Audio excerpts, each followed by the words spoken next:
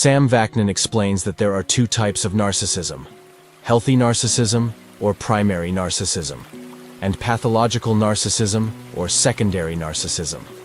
Healthy narcissism is the natural self-esteem and self-confidence that allows individuals, especially children, to explore the world and develop a sense of self-worth.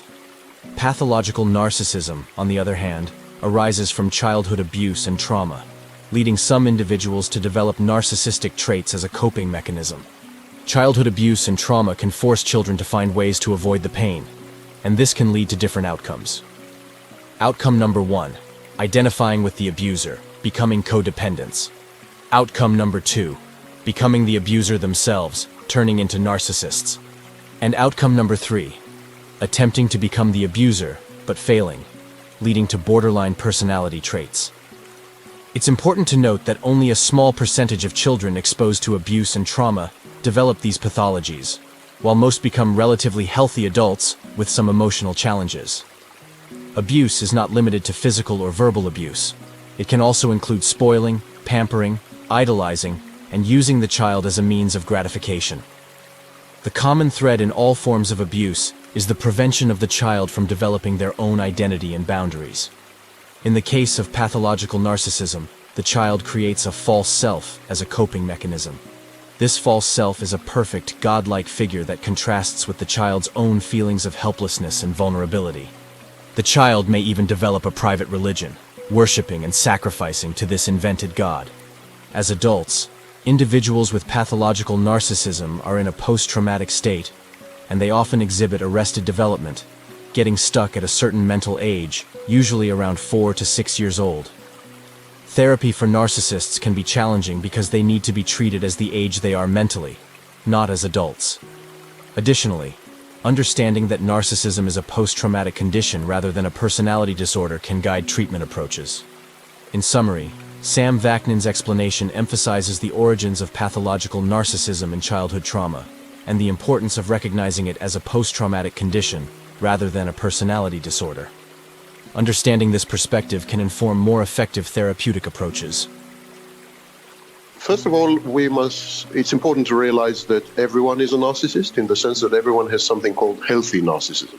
It's also called primary narcissism. This is the kind of narcissism that babies have. This is the kind of narcissism that allows you as a child to venture out into the world and explore it, because it takes some grandiosity to assume that you as a baby can take on the world.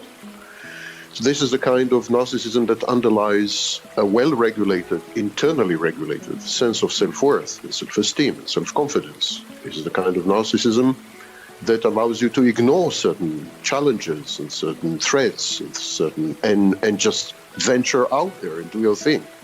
This is the kind of narcissism that allows you to stand up to bullies and enemies, etc., etc. So this is healthy narcissism. Everyone has it. Mm-hmm. Every single person on earth has it. Then there is the pathological kind, also known as secondary narcissism. The pathological kind is when there's a confluence of circumstances. The first and most important is trauma, childhood abuse and trauma. When the child is abused and traumatized, it does something to the child's mind. And that something is reversible because the brain is neuroplastic. It can be reprogrammed and deprogrammed via, for example, therapy, or even via self-work or self-analysis. So there is hope, but still it does something to the mind. And children then are forced, having been subjected to trauma and abuse, they are forced to find a solution somehow to avoid the pain and the hurt of being traumatized and abused. So one solution is to identify with the abuser, and they become codependents. Another solution is to become the abuser, to abuse, and then they become narcissists. And another solution is to try to become the abuser and to fail, and then they become borderlines. This is the etiology. These are the paths, psychodynamic, psychological development paths that lead to these pathologies. It's very important to emphasize that only a tiny percentage of children exposed to abuse and trauma develop these pathologies. The vast majority go on to be relatively healthy adults, albeit with problems some problems with depression and anxiety and so on. It's also equally important to explain or to expound on the term abuse, or on the concept of trauma. Abuse is not only when you beat up your child, is not only when you have incest with your child, is not only when you verbally and psychologically torment and taunt your child, or you humiliate your child. These are classic forms of abuse, and actually they are the minority. There are other forms of abuse which we tend to overlook or reframe or not treat as abuse or even condone. For example, when you spoil your child, when you pamper your child, when you idolize your child, when you place your child on a pedestal or the pedestal on your child, when you treat your child as an instrument of gratification, as the tool which will help you as a parent realize your fantasies and wishes, when you parentify your child, when you force your child to act as a parent to you, all these are forms of abuse. So the only thing that's common to all forms of abuse, classic and those that I've just mentioned, the only thing that's common to all of them is that the child is not allowed to separate from the parent. Child is not allowed to separate and to become an individual because the child is not allowed to develop boundaries and to set boundaries, to insist, to enforce them. The parent insists to invade the child, to assimilate the child, to treat the child as an extension, to merge and fuse with the child in a variety of ways. Socially acceptable ways like spoiling or pampering or idolizing, and socially unacceptable ways like incest. But there's absolutely no psychodynamic difference between incest and idolizing.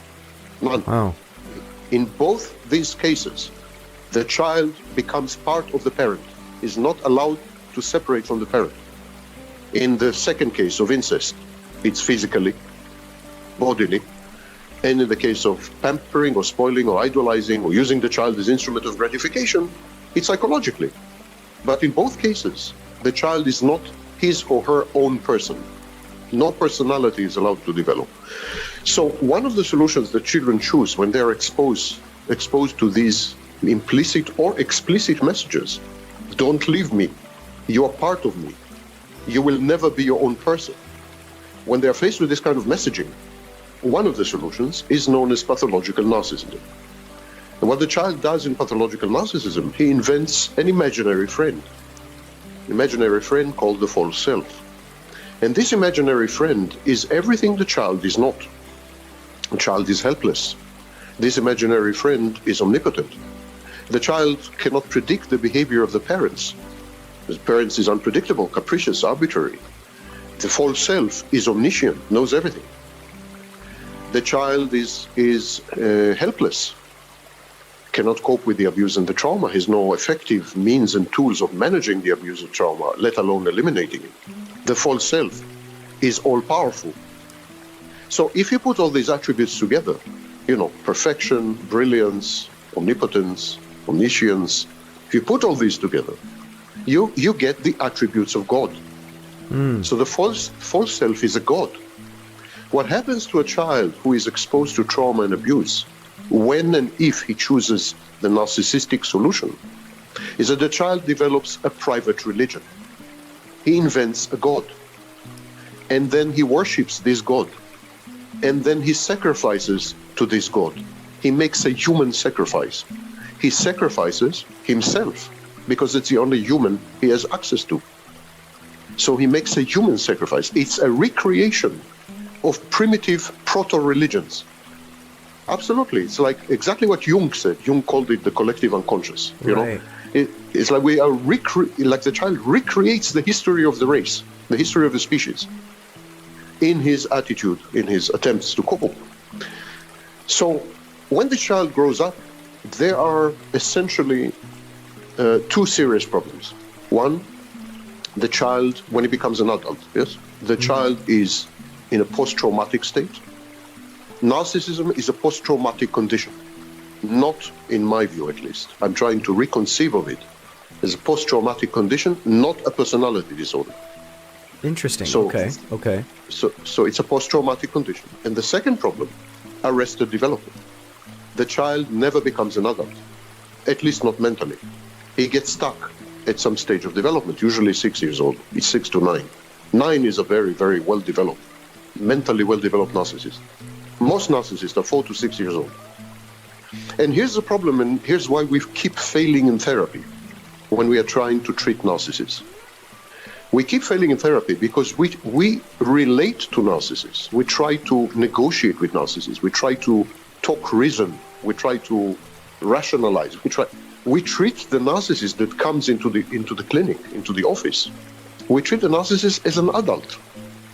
But the narcissist is not an adult. It's a 4-year-old.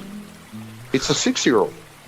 And of course, all adult therapies fail with narcissists. Right. Because they're not adults.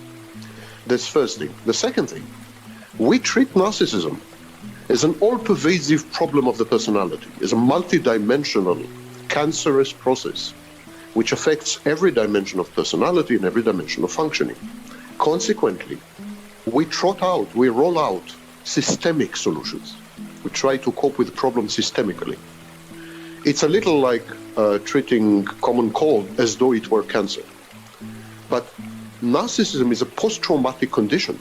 We do know that trauma does affect all dimensions of functionality, including, for example, interpersonal relationships, and all cognitive dimensions, and all emotional dimensions. We know this.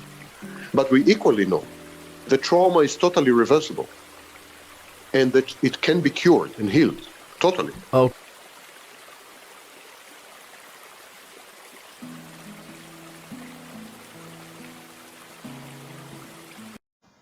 So you have been abused, maltreated, harassed, and stalked. You feel that you fell prey to a narcissist or a psychopath. But you must move on from victim to survivor. No one will do it for you. No one can do it for you. Not your therapist, not your best friend, not your nearest family.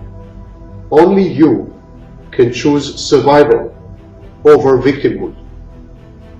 There are a few steps to this. The first one is abandon the narcissist. The narcissist initiates his own abandonment because of his fear of it. He is so terrified of losing his sources of supply and of being emotionally hurt that he would rather control, master, or direct the potentially destabilizing situation by causing, precipitating, and engendering his own abandonment. Remember, the personality of the narcissist has a low level of organization. It's chaotic. It is precariously balanced.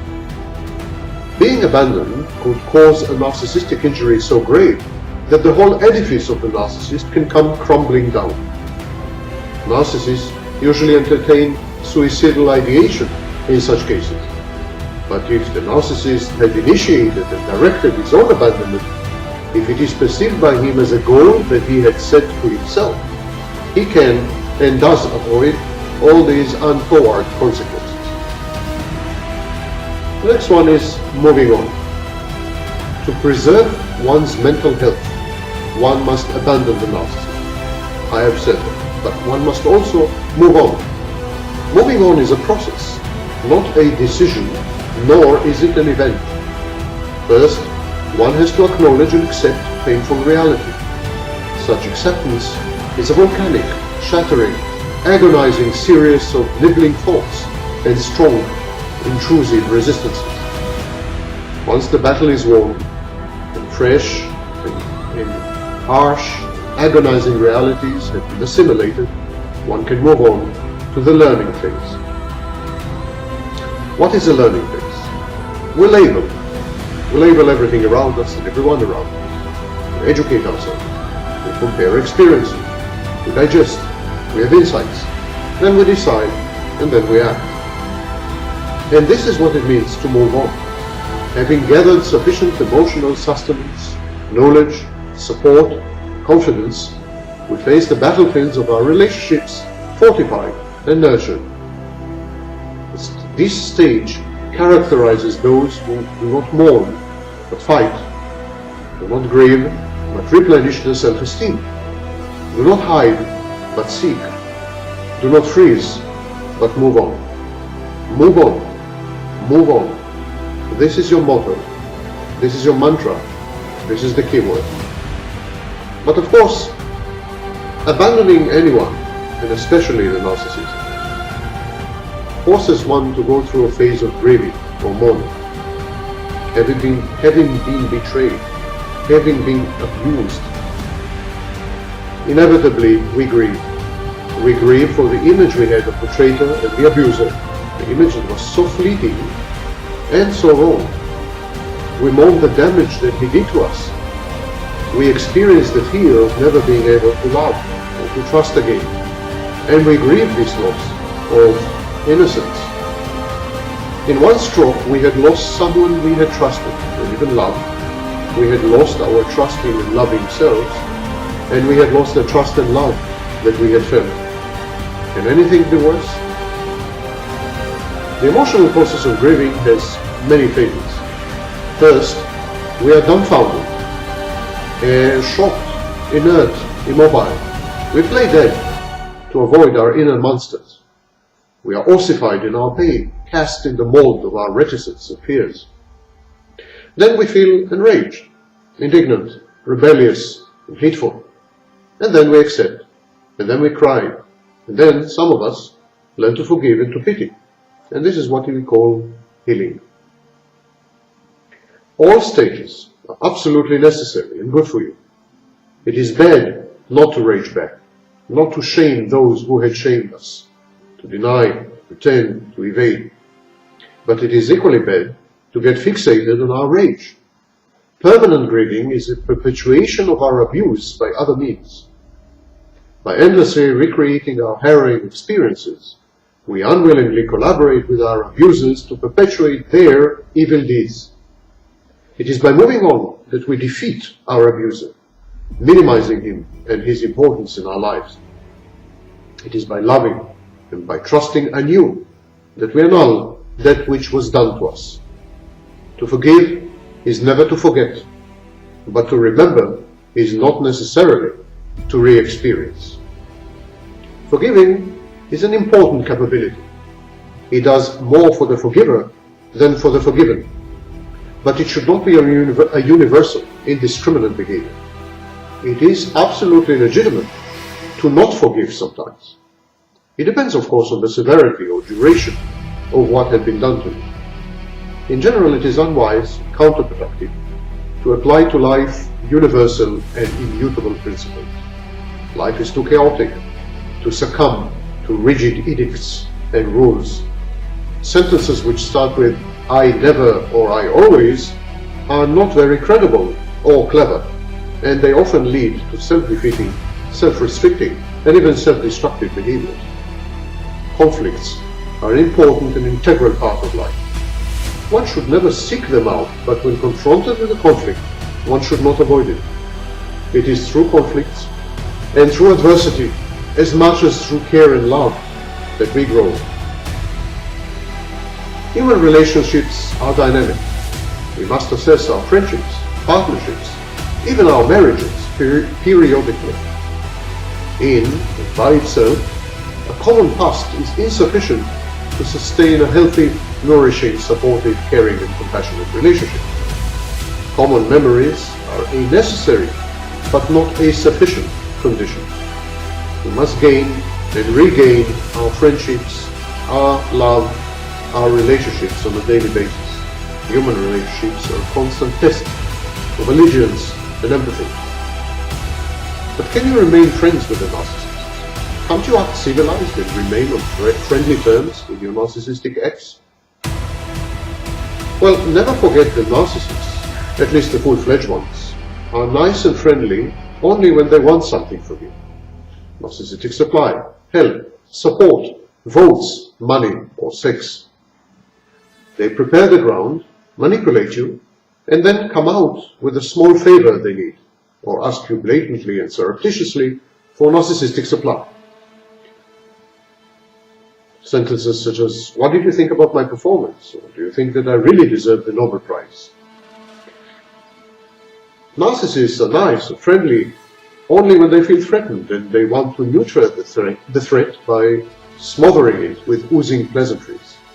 Narcissists are nice and friendly when they have just been infused with an overdose of narcissistic supply, and they feel magnanimous, and they feel magnificent and ideal and perfect. To show magnanimity is a way of flaunting one's impeccable divine credentials. It is an act of grandiosity. It is an act of humiliating giving. You are an irrelevant prop in this spectacle, a mere receptacle of the narcissist's overflowing, self-contented infatuation with his false self. But all this beneficence is transient. Perpetual victims often tend to thank the narcissist for little graces. And this is the Stockholm Syndrome. Hostages tend to emotionally identify with their captors rather than with the police. We are grateful to our abusers and tormentors for ceasing, even for a moment, their hideous activities, and for allowing us to catch our breath before the next blow descends. Some people say that they prefer to live with narcissists, to cater to their needs, and to succumb to their whims, because this is the way they had been conditioned in early childhood. It is only with narcissists that such people feel alive, stimulated, and excited. The world glows in technicolor 3D in the presence of a narcissist, and decays into sepia colors in the absence of a narcissist. I see nothing inherently wrong with such an approach. The test is this: if someone were to constantly humiliate and abuse you verbally, using archaic Chinese, would you have felt humiliated and abused? Probably not. You don't understand archaic Chinese. He can't get to you.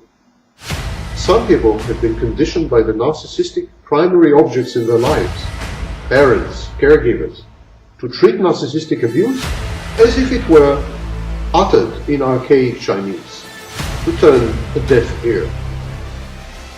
This technique is effective in that it allows the inverted narcissist, codependent narcissist, the covert narcissist, the narcissist's willing mate, to experience only the good aspects of living with the narcissist and ignore the bad ones. It's the narcissist's sparkling intelligence, the constant drama and excitement, the lack of intimacy and emotional attachment, which some people prefer. Every now and then the narcissist breaks into abuse in archaic Chinese. So what? Who understands archaic Chinese anyway? Says the inverted narcissist to herself. And she survives. Even so, I have one nagging doubt. If the relationship with the narcissist is so rewarding, why are inverted narcissists so usually unhappy, so ego-dystonic, uncomfortable with who they are and what they do, so in need of help, professionally or otherwise? Aren't they victims who simply experience the Stockholm Syndrome, identifying with their kidnapper rather than with the police? Aren't they victims who deny their own torment? Aren't they victims who fail to make the transition to survivors? Don't fall into this trap. Move on.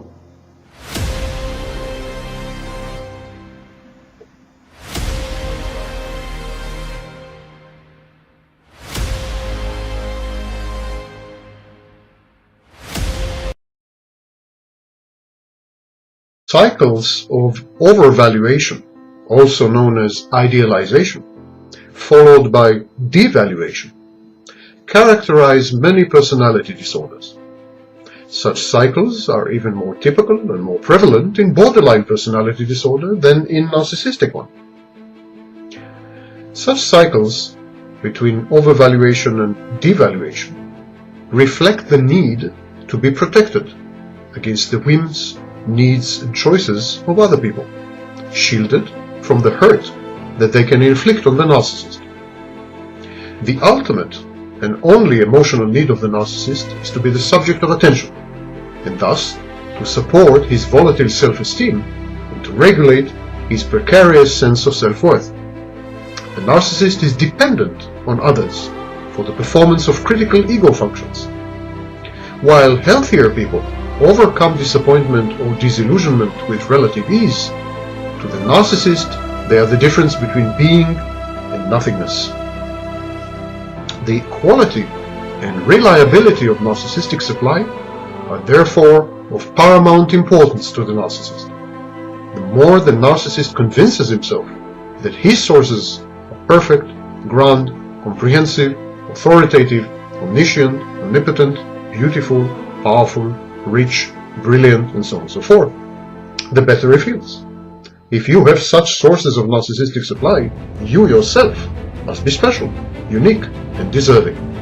The narcissist has to idealize his supply sources in order to highly value the supply that he derives from them. This leads to what we call overvaluation.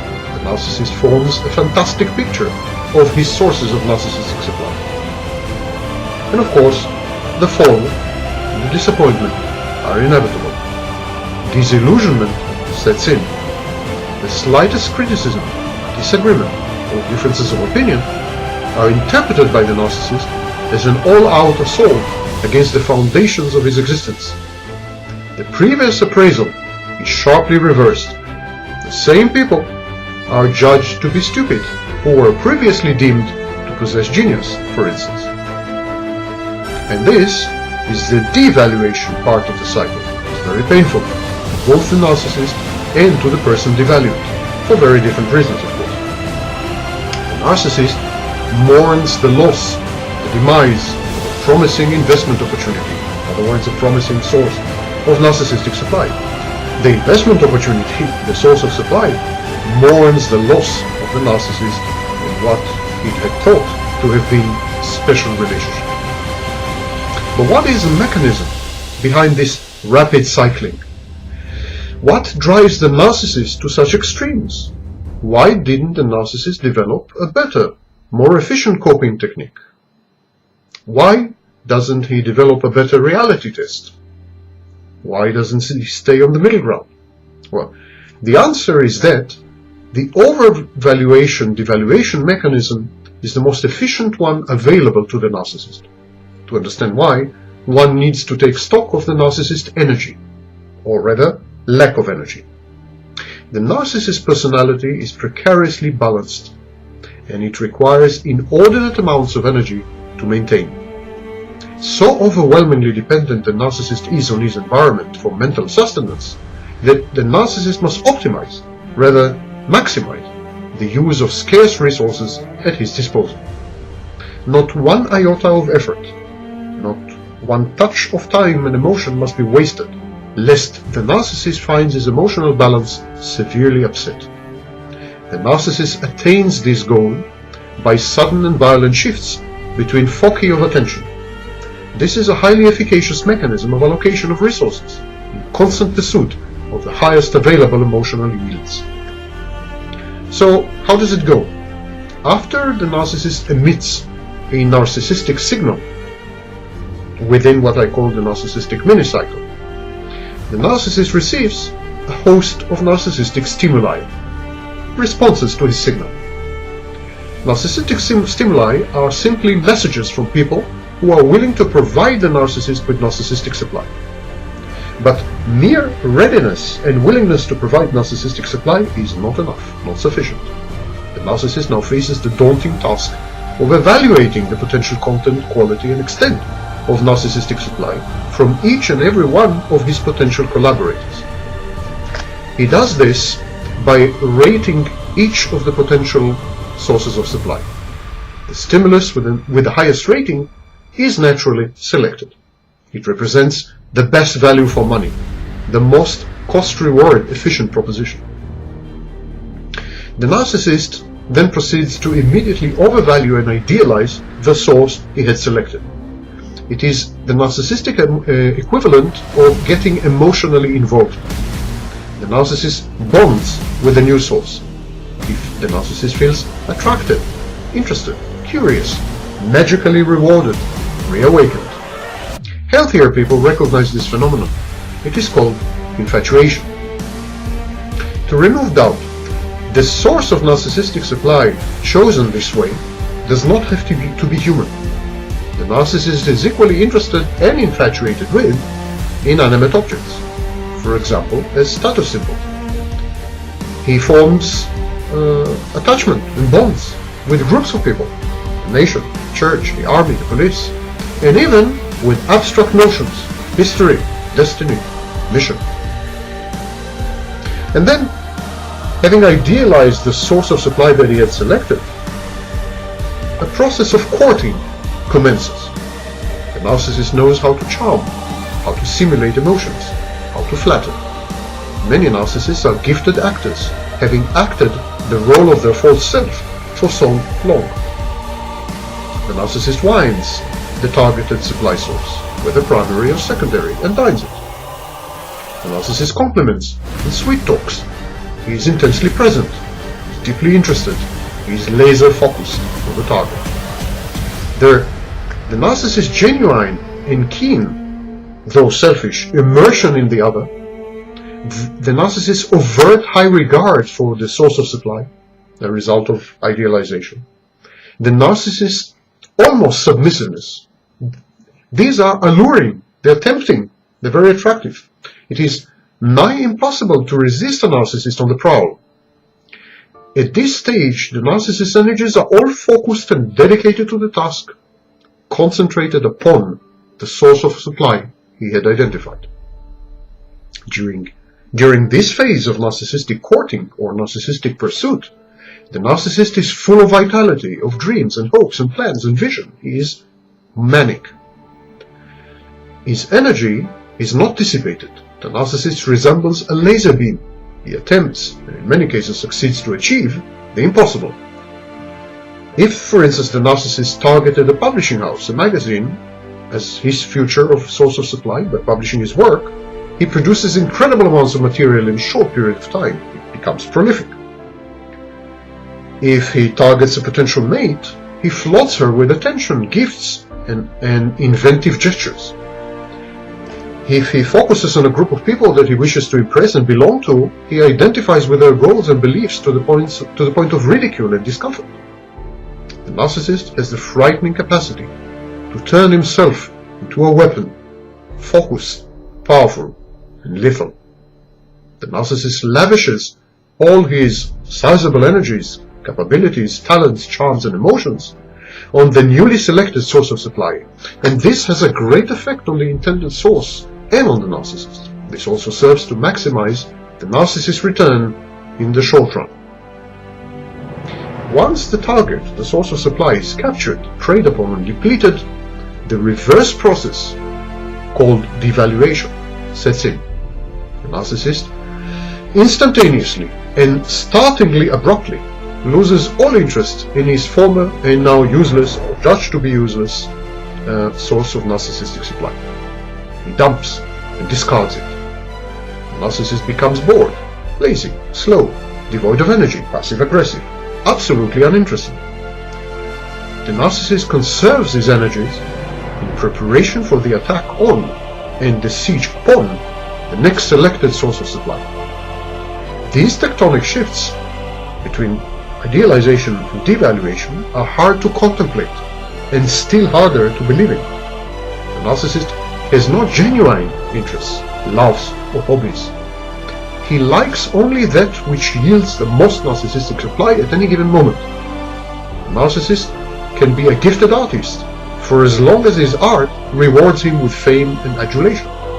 But once public interest wanes, or once criticism mounts, or once boredom sets in, the narcissist, in a typical act of cognitive dissonance, immediately ceases to create, loses interest in his art, and does not miss his old vocation for a split second. The narcissist is likely to turn around and criticize his erstwhile career even as he pursues another totally unrelated one. And the narcissist has no genuine emotions. He can be madly in love with a woman, secondary source of narcissistic supply, because she's famous or wealthy or a native and can help him obtain legal residence through marriage, or because she comes from the right family, or because she's unique in a manner positively reflecting on the narcissist's perceived uniqueness, or because she had witnessed past successes of the narcissist, or merely because she admires him. All these are good reasons to hone in a specific woman. Yet this apparent love, even obsession, dissipates immediately when her usefulness runs its course, or when a better qualified source of supply presents herself.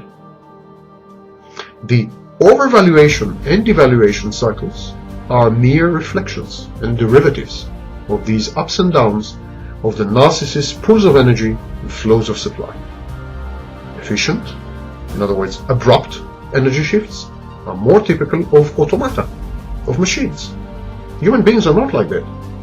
But then the narcissist likes to brag of his inhumanity and machine-like qualities. He is right.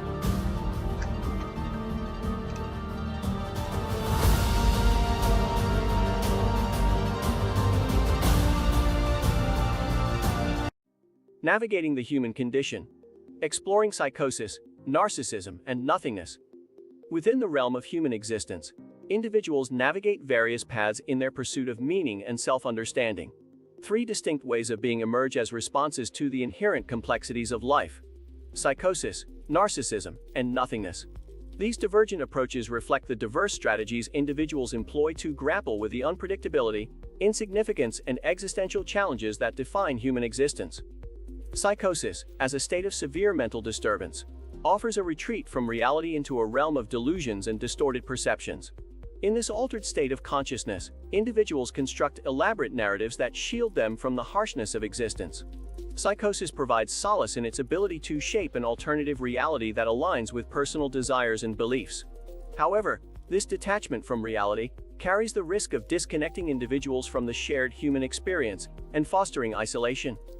In contrast, narcissism presents a distinct response to the profound uncertainties of life. Rooted in an excessive preoccupation with self-importance, narcissism fosters a grandiose sense of self that seeks validation and admiration from others. The narcissist, fueled by an insatiable desire for attention and recognition, navigates life as a self-appointed deity. This distorted self-perception intertwines with religion, allowing the narcissist to exploit spiritual frameworks for personal gain and self-aggrandizement. However, the narcissistic path perpetuates a cycle of delusion, manipulation, and the subjugation of others to serve their insatiable ego. Amidst these divergent paths, an alternative way of being emerges: nothingness. Embracing nothingness involves confronting the arbitrary and fleeting nature of existence, relinquishing attachments to external constructs, and accepting the inherent meaninglessness of life. By detaching from the illusions of significance and surrendering to the unpredictability of reality, individuals embark on a transformative journey towards genuine liberation. This path demands resilience, introspection, and an unwavering commitment to embracing the present moment, free from the constraints of self-deception. In this essay, we delve into the three ways of being: psychosis, narcissism, and nothingness, and their implications for human existence. By examining the intricacies of these approaches, we aim to shed light on the diverse strategies individuals employ to grapple with the complexities of life.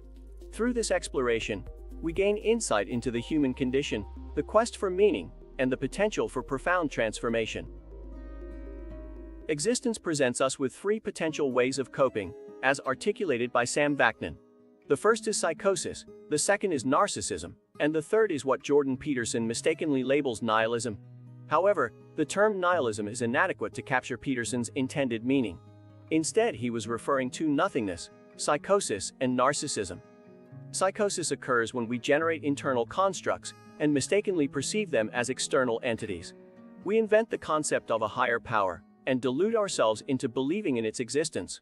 Similarly, we create and sacrifice for nation-states, adopting beliefs and values that we defend with bloodshed. We plant flags on desolate islands, resulting in the loss of countless lives. Psychosis arises when we blur the lines between our internal world and external reality, mistaking our thoughts and creations for tangible entities. It represents an extreme form of magical thinking and identity diffusion, where one sense of self encompasses the entire world, akin to a baby unable to differentiate itself from its surroundings. The psychotic individual lacks introspection, and instead externalizes and objectifies themselves, observing their own being from a detached perspective. Engaging in faith, defending one's country, or sacrificing for personal beliefs involves the same confusion of internal constructs with external reality. A higher power and the nation-state are not tangible entities, but mere inventions.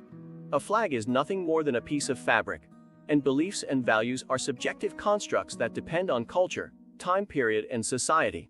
Anything that relies on external factors for its existence cannot be considered real. Individuals or collectives invent beliefs and values, treating them as though they possess an independent existence. It is undeniable that fictitious characters like a higher power exert a significant influence on human affairs. Countless individuals have died in the name of faith and a higher power. Practiced faith, therefore, possesses a certain reality in terms of its observable effects. Psychosis occurs when internal constructs, such as fictitious characters, belief systems, and value systems, assume an external and objective existence within our minds, subsequently influencing our thoughts and behaviors. This definition aptly characterizes psychosis, and the majority of humanity adheres to this coping mechanism. Facing existence without any of these coping mechanisms would likely lead to madness. To believe in a higher power or substitute one's mental illness with a delusional disorder is to avoid confronting the stark reality of the universe, which is cold, impersonal, and overwhelming. Instead of succumbing to the madness of staring into the void, people choose alternative forms of madness. They believe in ancient or recently invented constructs, be it love, relationships, friendships, patriotism, flags, or football clubs. These are all fictions, narratives, or movies, but they serve as preferable alternatives to many. Psychosis does not necessarily entail a belief in a higher power or practiced faith. It can manifest in secular faiths, ideologies, or belief systems, including those espoused by Jordan Peterson. It encompasses any system of thought, intellectual pursuit, or fiction that individuals perceive as having a separate, objective existence, counter to the facts. These constructs ultimately shape one's life, decisions, choices, moods, emotions, and interpersonal relationships. Hence, psychosis represents an entirely irrational solution. The majority of humanity falls into the categories previously described. Feeble-minded, weak in character, anxious, phobic, or average individuals who lack the tools to confront the reality of their existence in a universe that remains indifferent to their presence. Consequently, they invariably choose psychosis as their coping mechanism. It is crucial to note that psychosis does not necessarily involve a belief in a higher power or practiced faith, but can manifest in various forms, such as secular faiths, ideologies, or intellectual pursuits. These delusions acquire an independent, objective existence in individuals' minds, significantly influencing their lives. Another group of people choose the second solution: narcissism. Psychosis is the belief that perhaps I alone am without meaning. However, when I integrate myself into something larger than myself, I find meaning through this sense of belonging and integration. By becoming part of a higher power, I acquire its meaning, purpose, plan, and goals. Through faith and belief, I become an agent of the higher power. Similarly, when I become a part of a nation-state, assuming the role of a citizen, the state grants me significance and meaning. Psychosis entails the conflation and confusion of one's inner world, inner landscape, and psychodynamics with an external entity that surpasses oneself. It is a codependent solution. The second group of people opts for a narcissistic solution. They assert that the source of meaning resides within themselves. They believe, I determine what is meaningful. I am the meaning. I am the significance. I am the source of everything that makes sense. This perspective reflects a Cartesian approach. I think, therefore I am. It is the only certainty in the universe, and since meaning and significance rely on certainty, deriving meaning from anything shifting, kaleidoscopic, or inherently meaningless becomes impossible. As the only certainty is one's own existence, the individual becomes the meaning and significance. Without them, the entire universe would be meaningless. Their mere existence bestows meaning upon it. This is narcissism. One could even argue that narcissism is a variant of existentialism, as it attempts to merge the two. It strives to create a fusion of psychotic narcissism by combining narcissism with practiced faith. However, this synthesis did not prove successful for Nietzsche personally or for subsequent followers. Although Nietzsche came closer to the mark than other existentialists, there is an entire school of existentialist psychology that leverages and builds upon these insights. To summarize, psychosis involves inventing something external that provides meaning and significance.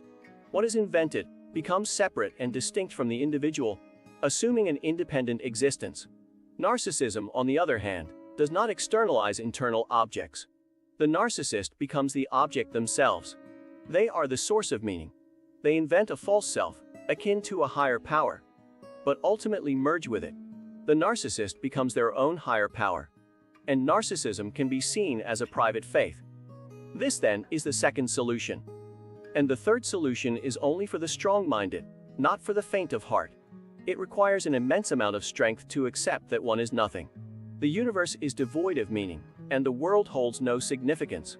It originated from nowhere and is heading towards no destination. There is no overarching purpose, plan, or cause and effect. Embracing this nothingness, accepting one's own insignificance within it, demands extraordinary resources of resilience and fortitude. Only a very select few individuals have attained this enlightened state. For accepting this nothingness is to achieve enlightenment. Some people mistakenly believe that accepting nothingness means suppressing the ego. However, narcissists have no ego. If one seeks to suppress the ego, they actually become narcissistic. Narcissism is the only category of individuals who lack an ego. Many so-called gurus, mystics, and con artists, especially in the realm of Indian spirituality, exhibit narcissistic traits. The act of merely suppressing the ego is insufficient. One must also suppress the world and their existence within it. One must cease to be. Nothingness is a solution that involves suspending and ultimately eradicating one's being and existence. It is anti-existentialism, distinct from nihilism, as Jordan Peterson repeatedly mislabels it. It is closer to the concept of nirvana in Eastern mysticism or religions, where one dissolves and ceases to exist in any form. However, this solution is weak. It is the solution adopted by devout individuals who disappear and reappear, integrating themselves into a supreme power. In programs like the 12 Steps for Alcoholics and others, the first step is to accept the existence of a higher power. It is a means of suspending oneself, but also accepting the authority of a higher power. Yet, this is a cop-out, a narcissistic cop-out. By becoming a part of God, one transitions from being finite and mortal to being infinite, omnipotent, and omniscient. It is a profoundly narcissistic perspective. In this sense, many faiths are grandiose and narcissistic, proclaiming that God is everywhere, inside oneself. Nothingness, on the other hand, is the solution for the strong-minded. Those who can confront the emptiness without resorting to destruction, nihilism, or anarchism. Not being is not about destruction. It is not about negating existence. To destroy is still an existential act. Rather, not being entails the acceptance of a meaningless, arbitrary, and capricious nothingness that constitutes the universe. However, the very demand to accept this contradiction is outrageous and contradictory in itself. By asking one to accept, I presuppose the existence of an individual who can accept. Thus, only the strongest, most resilient, and truly enlightened individuals can accept that they are not even in a position to accept nothingness. Narcissism, then, represents the second solution. To summarize, psychosis involves externalizing an internal object and believing in its existence outside oneself. Then, there is narcissism, which is a solution for those who perceive themselves as the source of meaning and significance. And finally, there is the solution of nothingness, which requires an exceptional strength of mind to accept. And there is the notion of vanishing, disappearance, or nothingness, a solution only accessible to those who possess strength, enlightenment, and resilience. These individuals must accept that they lack the capacity to make any decisions, including the decision to embrace nothingness. They understand that they are not decision makers, but rather recipients of decisions. This role is entirely passive, not fatalistic, but elevated to a state of nothingness. It is crucial to acknowledge that there has always been an intrinsic connection between narcissism and suffering. Peterson and others have followed in the footsteps of Dostoevsky and existentialists by discussing suffering and angst. While Peterson employs the devoutly laden term suffering, narcissists experience epiphany without enduring any genuine suffering. One might question this assertion, arguing that narcissistic injury and mortification involve suffering. However, injuries and wounds, be they psychological or physical, do not constitute suffering. For instance, an amputee soldier might be the happiest person on earth, having contributed to a victorious battle. Similarly, a mother who sacrifices her child for the nation may feel immense pride. Injuries and wounds may cause distress, but they do not encompass true suffering. Even losing a child, as painful as it is a profound loss, rather than suffering. Suffering, in its profound sense, is exclusively a human experience. It emerges through empathy and emotions. Suffering is the inevitable result of emotions coupled with empathy. One cannot experience suffering without possessing both empathy and emotions, To suffer is to introspectively label the experience of empathy and emotions. When empathy is present, one is inundated with pain. Having empathy opens a gateway to the pain of others, inevitably leading to being overwhelmed. Of course, individuals have defense mechanisms to cope with this flood of pain. Everyone employs such defenses to avoid being consumed by the endless screams, tremendous agony, and hurt. It is not possible to absorb all the information from the environment or to absorb all the pain. Although individuals may filter out around 95% of environmental information and pain, empathy serves as a gateway to the pain of others. However, pain alone would be meaningless without emotions. Pain triggers emotional responses within oneself. This is why we use the term trigger, as triggers activate emotions. Some argue that emotions are merely empathic reactions. In other words, all emotions are empathic reactions that arise when we integrate into the intersubjective web of pain. This integration with the network of pain is what we identify as emotions. Love serves as an attempt to counteract this pain. However, love would not exist without the presence of pain. To counter something, one must first experience it. Love becomes a desperate endeavor to counter the pain of loneliness, hatred, or any other emotion, all interconnected with empathy and pain. Narcissists exhibit a form of cognitive and reflexive empathy, known as cold empathy. This type of empathy is rather animalistic, akin to that of tigers or lions. One might not be surprised to discover that viruses possess cold empathy with the cells they invade. Cold empathy has no connection to emotional empathy. Narcissists lack emotional empathy and do not experience the pain of others. They do not resonate with the network of pain described in Eastern practices as Indra's net. In this metaphorical net, picking up one bead causes all the other beads to coalesce and merge. Narcissists and psychopaths are mere observers within this net, not actual beads. Therefore, they remain unaffected by the ripple effects of others' existence. They do not experience existence itself.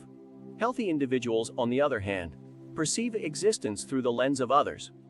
This collective perception explains why people struggle with their mental well-being during periods of social distancing, self-isolation, or solitary confinement in prisons.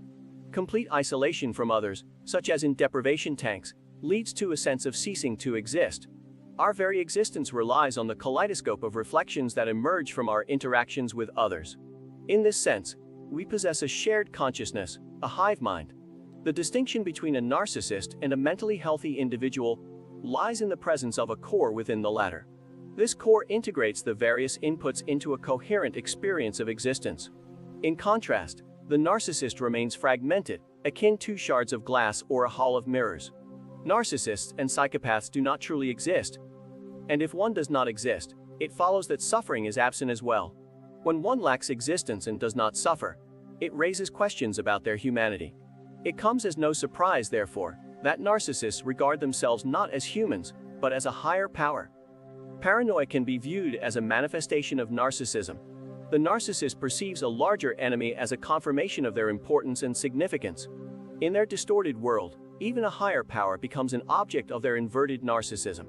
The narcissist forms a personal relationship with a higher power, believing that their proximity to this overpowering entity elevates their own status. They see themselves as an extension of a higher power, a divine presence on earth. This delusion of grandeur fuels their sense of self-importance. Narcissists often exhibit magical thinking, considering themselves chosen or destined for greatness. They believe they have a direct connection to a higher power, even perceiving divine intervention in their lives. This belief in a special bond with a higher power feeds their narcissistic supply. As they feel unique and favored, they see themselves as the center of the divine's attention and care. Practiced faith provides a framework for the narcissist to enhance their grandiosity. Belonging to a devout institution allows them to feel exceptional, as part of a collective identity. The narcissist derives narcissistic supply from the admiration, attention, and adulation of fellow members. They leverage the power of the group, considering themselves the most devout and radical adherent. Their affiliation with the group is primarily a means of self-aggrandizement. The narcissist's relationship with the divine mirrors their relationship with other authority figures. They go through cycles of idealization and devaluation, often feeling disappointed when their idols prove fallible. In extreme cases, they may even wish to destroy the group as a form of punishment for failing to meet their emotional needs. The narcissist's loyalty to the group is secondary to their own survival and self-interest. The narcissist's perception of themselves as a microcosm of the group leads them to assume roles and positions typically reserved for collective entities.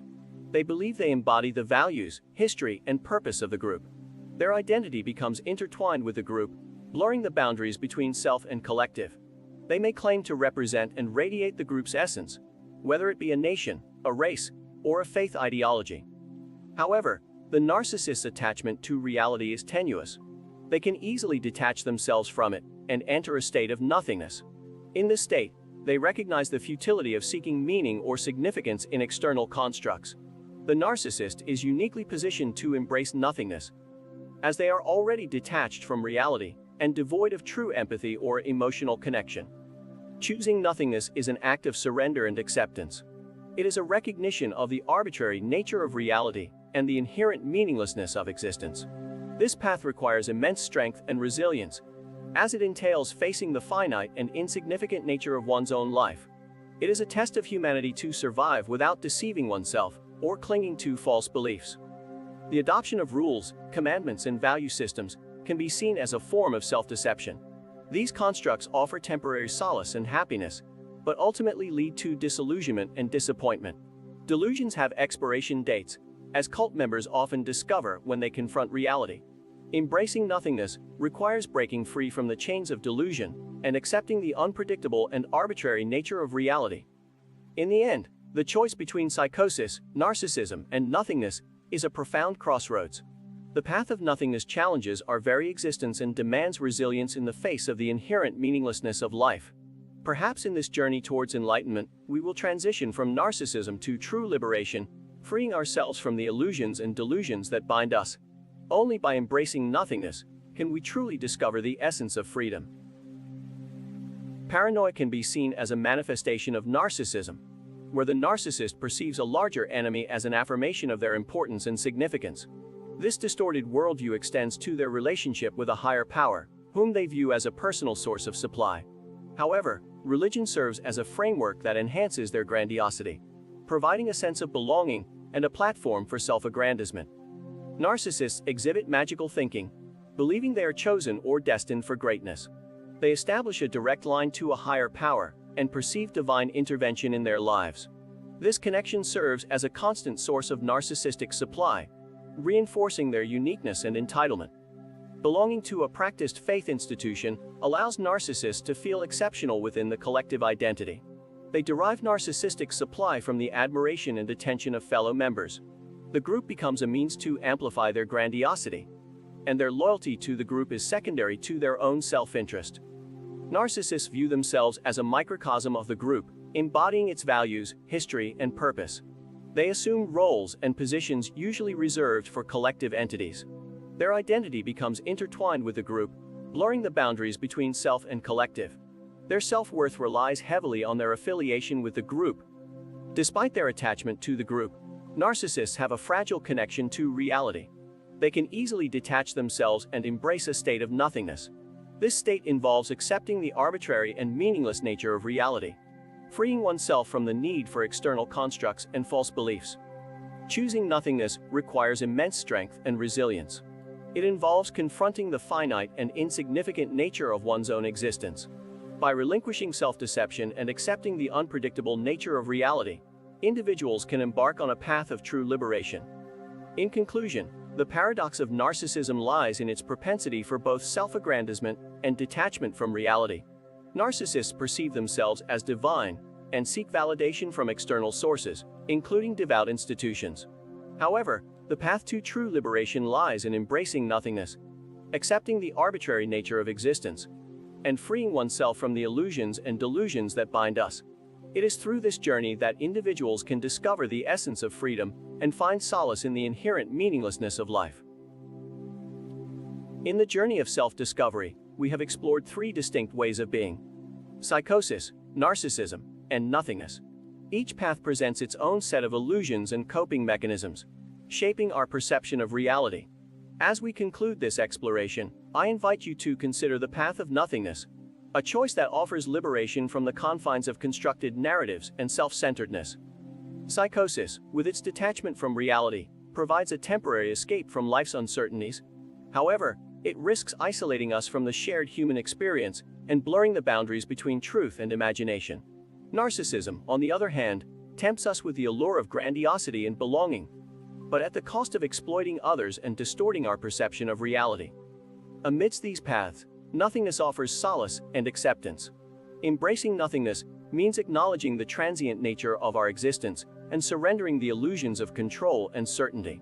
It is not nihilism or despair, but a liberation from the burdens of constructing narratives and seeking external validation. In the void of nothingness, we find freedom. We can embrace the simplicity of being, unencumbered by the constant pursuit of significance. By relinquishing the need for grandiose delusions, we tap into our innate capacity for empathy, compassion, and connection. Choosing nothingness leads us on a path of self-awareness, confronting our fears and insecurities without the need for false narratives. Embracing nothingness does not negate life's wonders and joys. Instead, it allows us to fully appreciate the beauty and transient nature of every experience. It sets us free to engage authentically with the world, unburdened by self-centeredness and fabricated meanings. The choice is yours to make in this vast universe. Will you succumb to illusions or seek validation through narcissism? Or will you embrace the liberation of nothingness? Remember that true meaning is found in accepting our insignificance and connecting with the shared human experience. Choose nothingness. Embark on a journey of self-discovery that transcends ego, and gain a deeper understanding of what it means to be human. So you have been abused, maltreated, harassed, and stalked. You feel that you fell prey to a narcissist or a psychopath. But you must move on from victim to survivor. No one will do it for you. No one can do it for you. Not your therapist, not your best friend, not your nearest family. Only you can choose survival over victimhood. There are a few steps to this. The first one is abandon the narcissist. The narcissist initiates his own abandonment because of his fear of it. He is so terrified of losing his sources of supply and of being emotionally hurt that he would rather control, master, or direct the potentially destabilizing situation by causing, precipitating, and engendering his own abandonment. Remember, the personality of the narcissist has a low level of organization. It's chaotic. It is precariously balanced.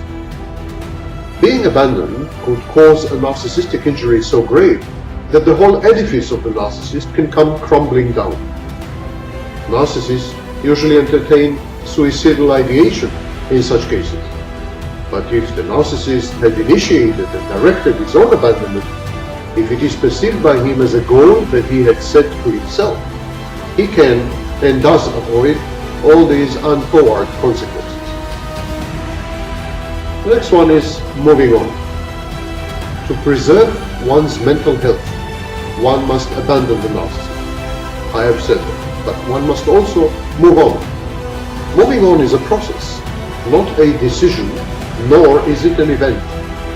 First, one has to acknowledge and accept painful reality. Such acceptance is a volcanic, shattering, agonizing series of niggling thoughts and strong, intrusive resistances.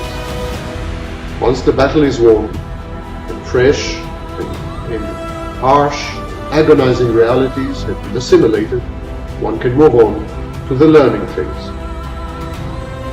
What is a learning phase? We label everything around us and everyone around us. We educate ourselves. We compare experiences. We digest. We have insights.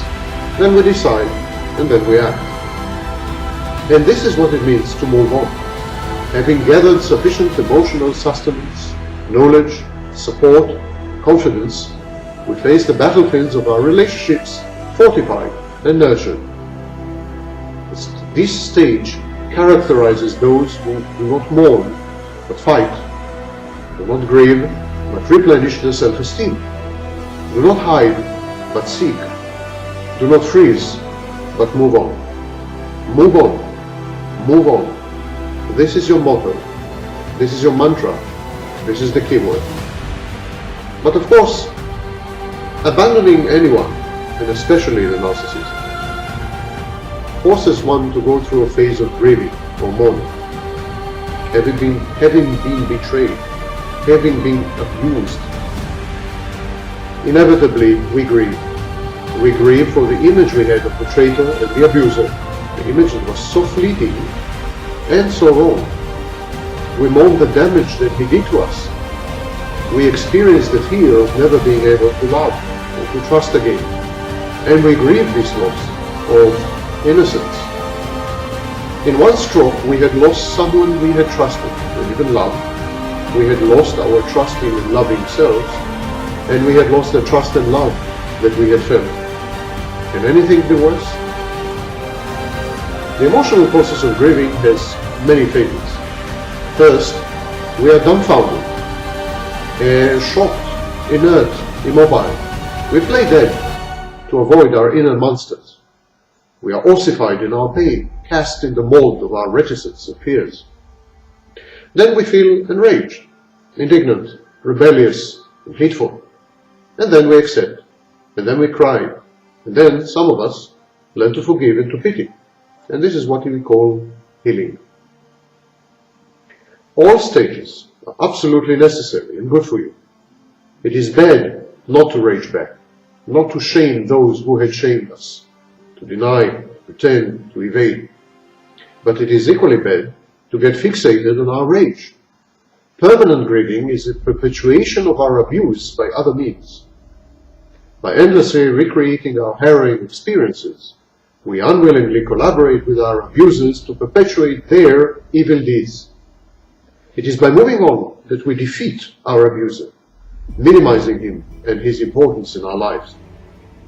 It is by loving and by trusting anew that we annul that which was done to us. To forgive is never to forget, but to remember is not necessarily to re-experience. Forgiving is an important capability. It does more for the forgiver than for the forgiven. But it should not be a universal, indiscriminate behavior. It is absolutely legitimate to not forgive sometimes. It depends, of course, on the severity or duration of what had been done to you. In general, it is unwise, counterproductive, to apply to life universal and immutable principles.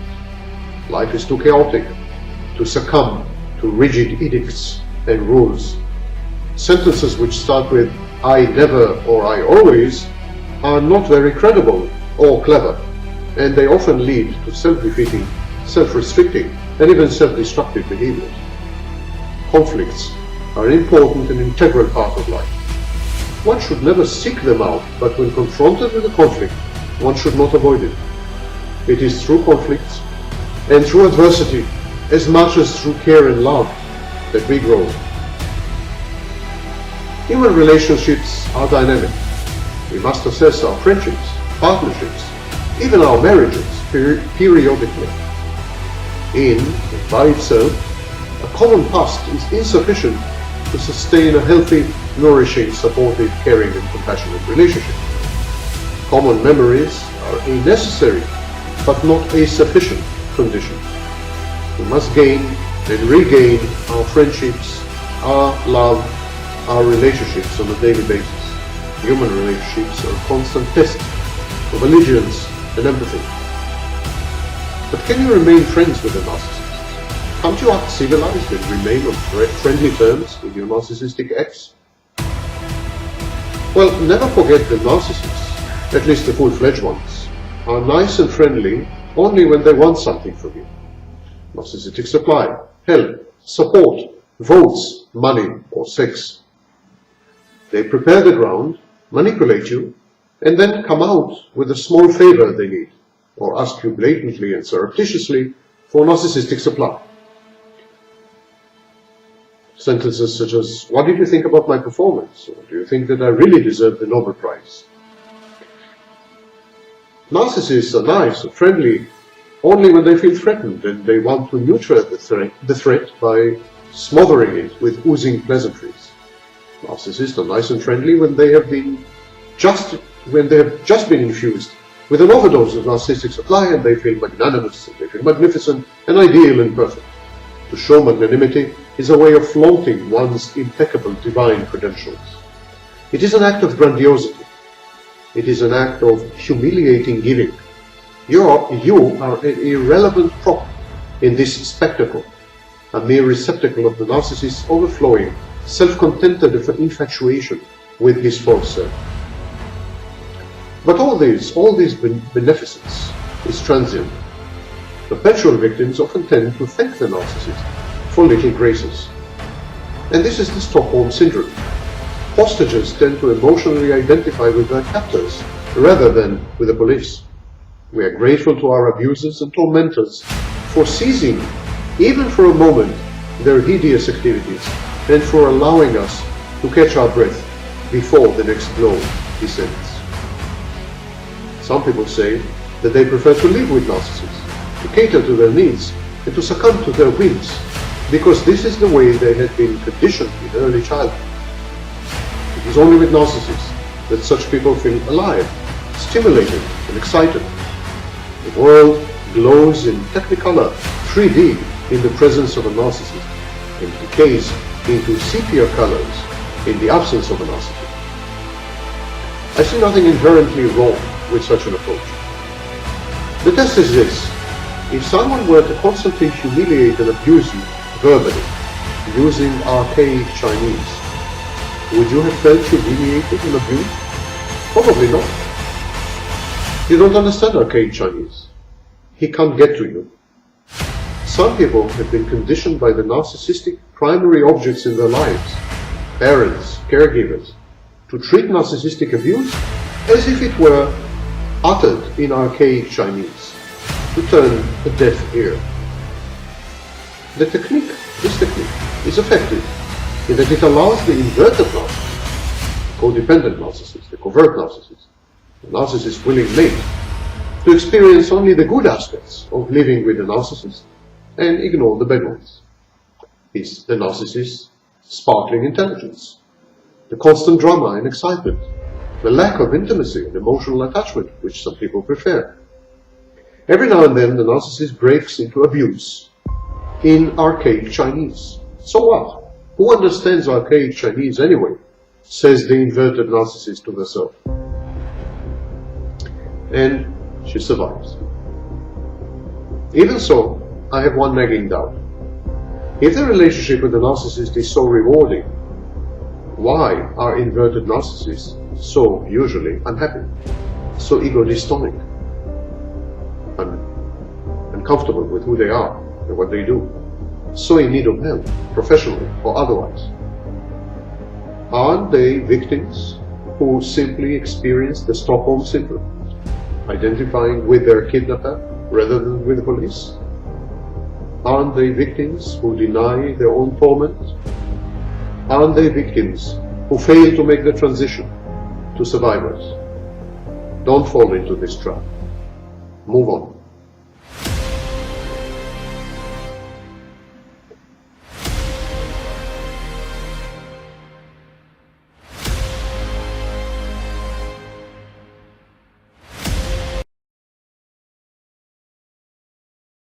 Nurturing self-love. The pillars of personal empowerment. Self-love is an essential aspect of personal well-being and fulfillment. It involves having a healthy regard for oneself, accepting one's strengths and weaknesses, and pursuing happiness and favorable outcomes in life.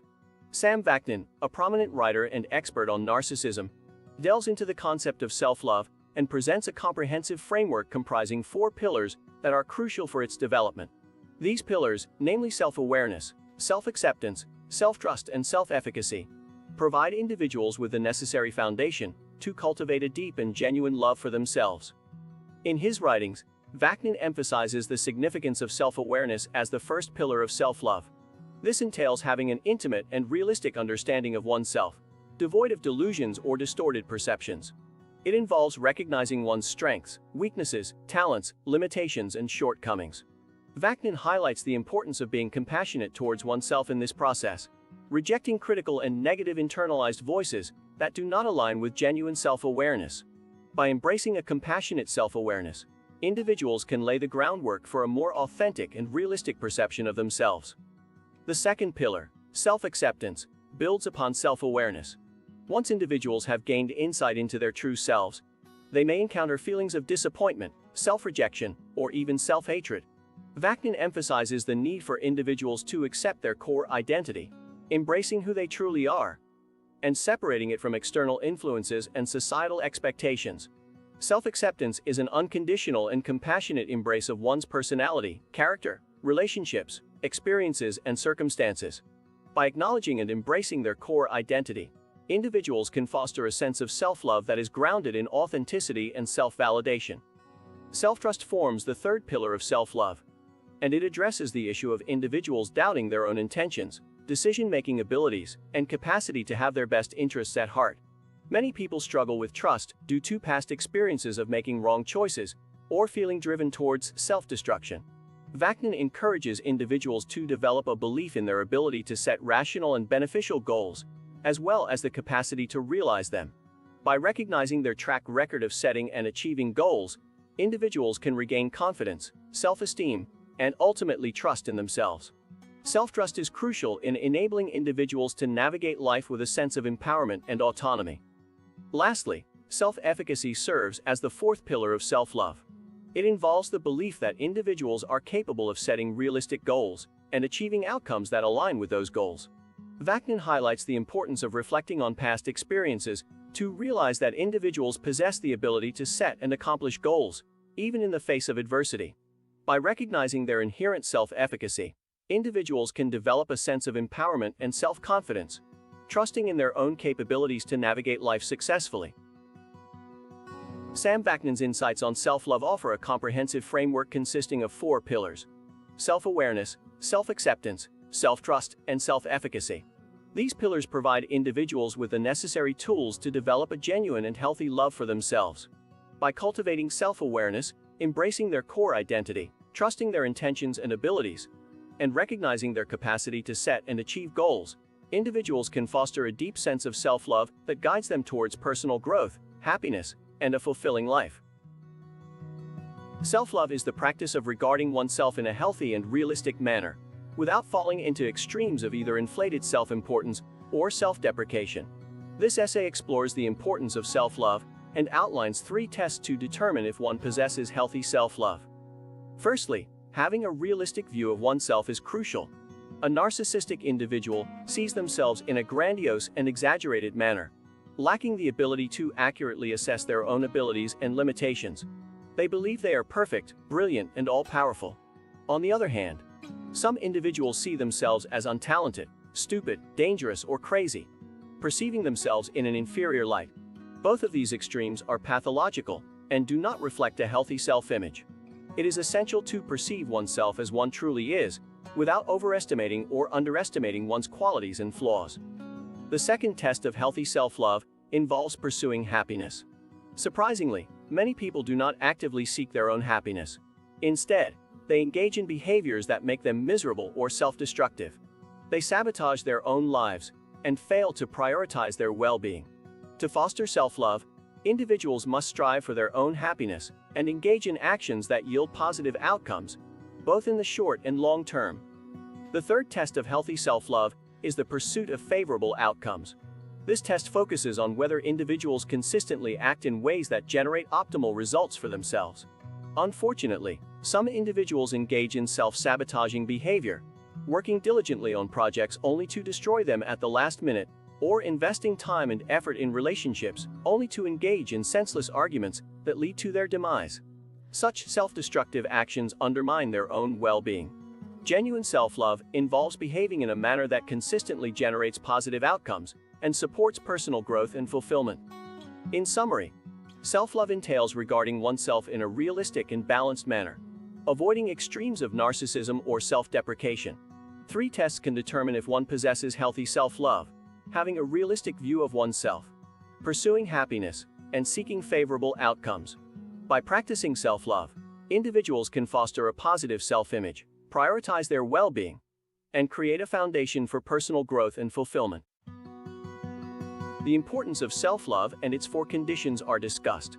The author emphasizes that it is crucial to satisfy all 4 conditions for healthy self-love, as neglecting any of them can lead to negative consequences. We begin by addressing the need for self-love and its impact on one's life. Without self-love, individuals become increasingly unhappy and ineffective, experiencing a decline in their overall well-being. It is stated that self-love is essential for living life in a proper and fulfilling manner. Furthermore, we highlight the connection between self-love and being loved by others. The author argues that in order to receive love from others, one must first love themselves. If individuals lack self-love, they inadvertently communicate this to others through their behavior, choices, and language. Consequently, this raises doubts in the minds of others about why they should love someone who does not love themselves. It is viewed as risky and unwise to invest love in someone who does not possess self-love. We also explore the developmental aspect of self-love. It suggests that the first love humans experience is self-love, followed by love for others. The author emphasizes that loving oneself is crucial, as it serves as a foundation for learning how to love others.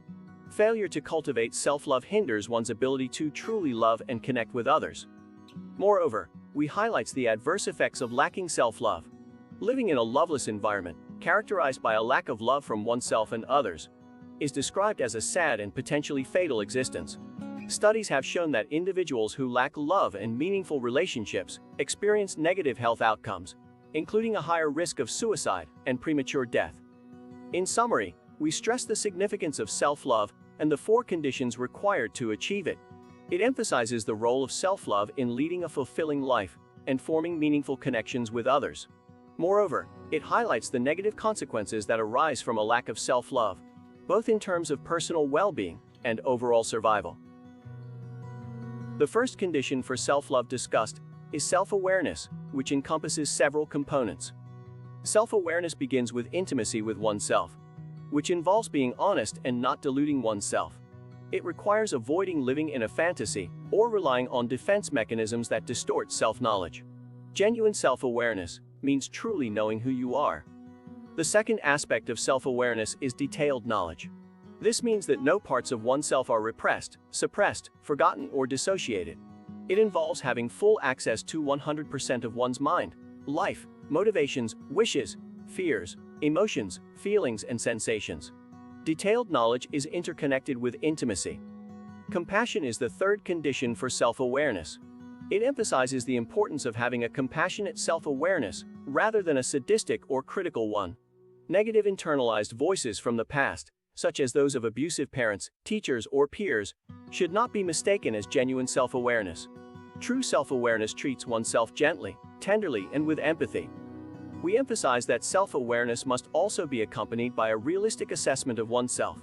Loving oneself requires knowing oneself as one truly is, including both positive and negative aspects, skills, talents, limitations, shortcomings, and the ability to make a realistic evaluation. This includes conducting an SWOT analysis, which stands for strengths, weaknesses, others, their roles and input in one's life, and threats, realistic appraisal of challenges. We highlighted the importance of self-awareness as the first pillar for developing self-love.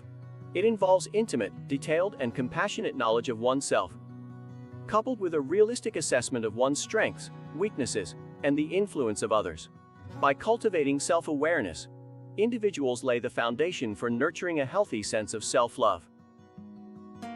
Now, the second pillar of self-love is discussed, which is self-acceptance.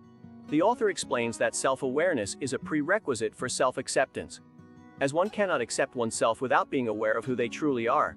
However, self-awareness can sometimes lead to self-rejection, particularly when individuals do not like what they have learned about themselves. We highlight the importance of self-acceptance as an unconditional form of love. It emphasizes that self-acceptance should not be conditional based on certain criteria or achievements. Conditional love can be destructive and push individuals further away from themselves. Unconditional self-acceptance is compared to the love a mother should provide to a child, which is not based on performance or external factors. Self-acceptance also involves embracing one's core identity. The author distinguishes between core identity and peripheral identity. Core identity is described as the unchanging part of oneself, while peripheral identity is reactive and influenced by external factors. When individuals interact with others, they often initially engage with their peripheral identities. Intimacy allows individuals to move closer to their core identity, where they can either accept or reject it. We emphasize the need to accept and physically embrace one's core identity. It compares this process to clinging to a rock in a stormy sea, where the core identity serves as a stable anchor amidst changing circumstances. Accepting one's personality, character, relationships, experiences, and life circumstances is essential in developing self-love. In conclusion, self-acceptance is a vital component of self-love. It requires self-awareness and an unconditional form of love. Embracing one's core identity, which remains constant amidst changing external factors, is crucial for developing self-acceptance. By accepting and embracing oneself, individuals can strengthen their self-love and find stability amidst life's challenges. The third pillar of self-love is discussed, which is self-trust. The author explains that many individuals lack self-trust due to past experiences where they have made wrong choices or faced failures. This leads them to believe that they do not have their own best interests in mind, and that they are self-destructive. We emphasize the need for individuals to have conviction and trust in themselves.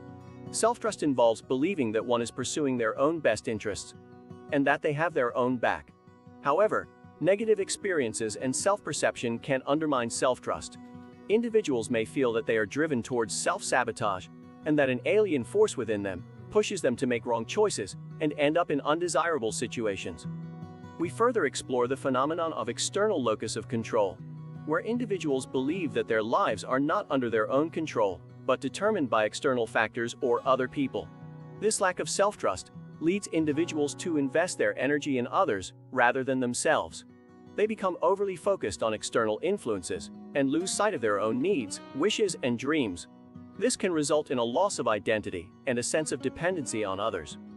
The author emphasizes that self-trust is critical for developing self-love.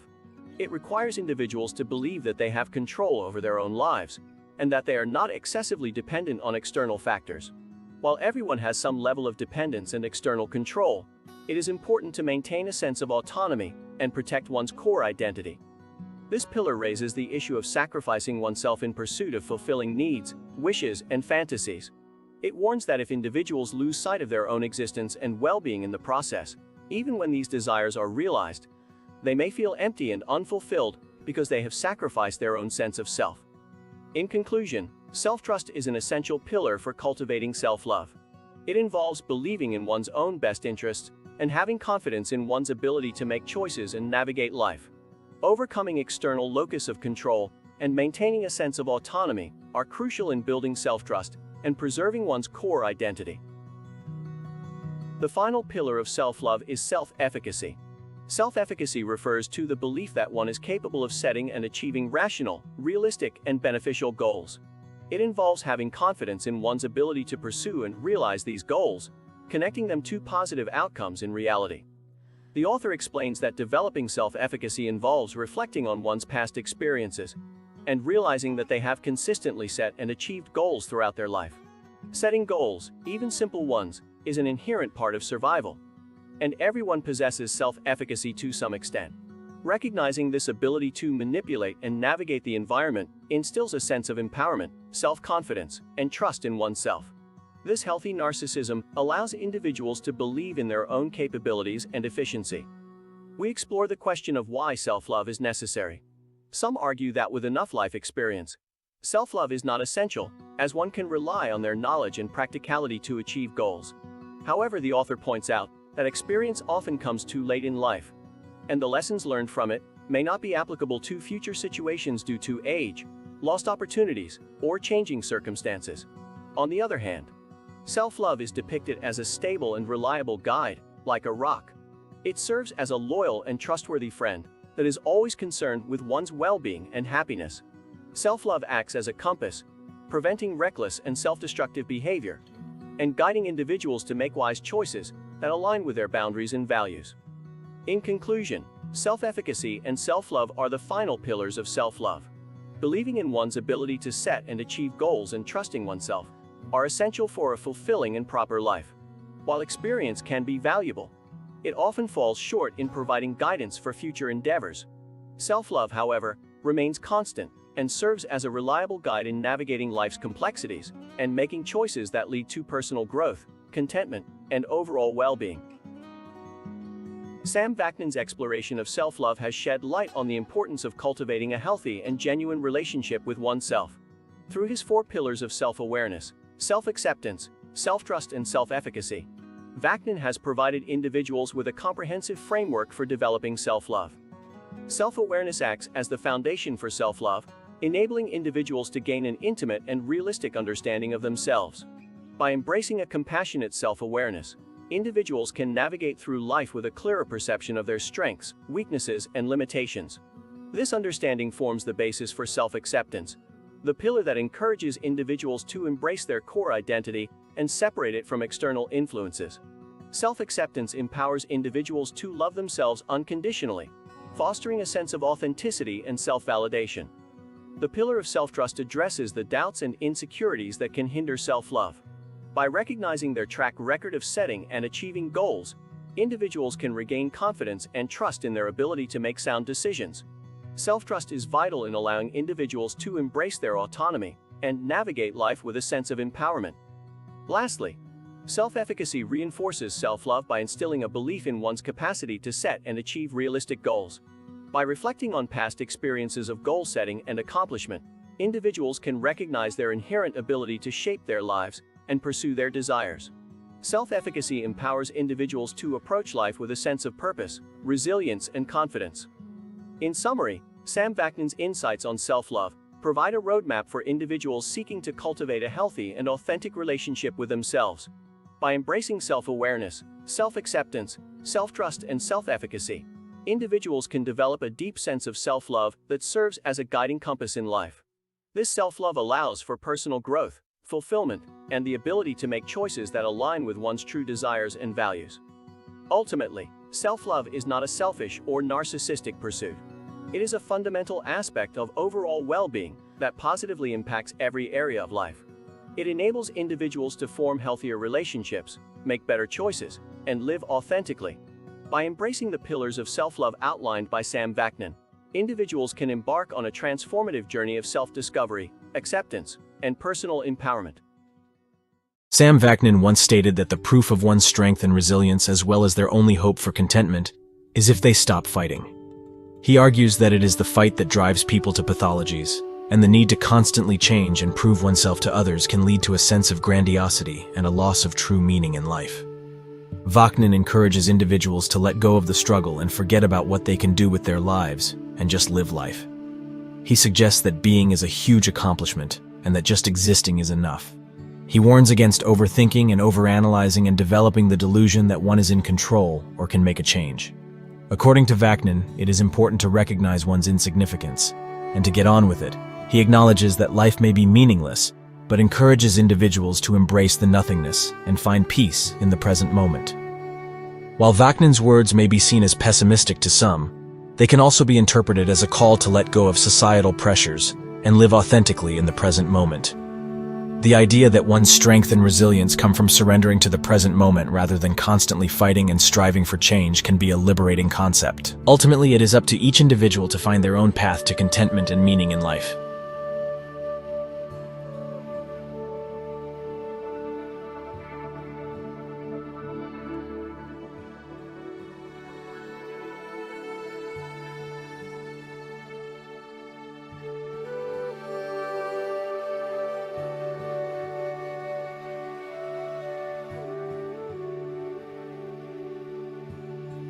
The Old Testament God is a malignant narcissist.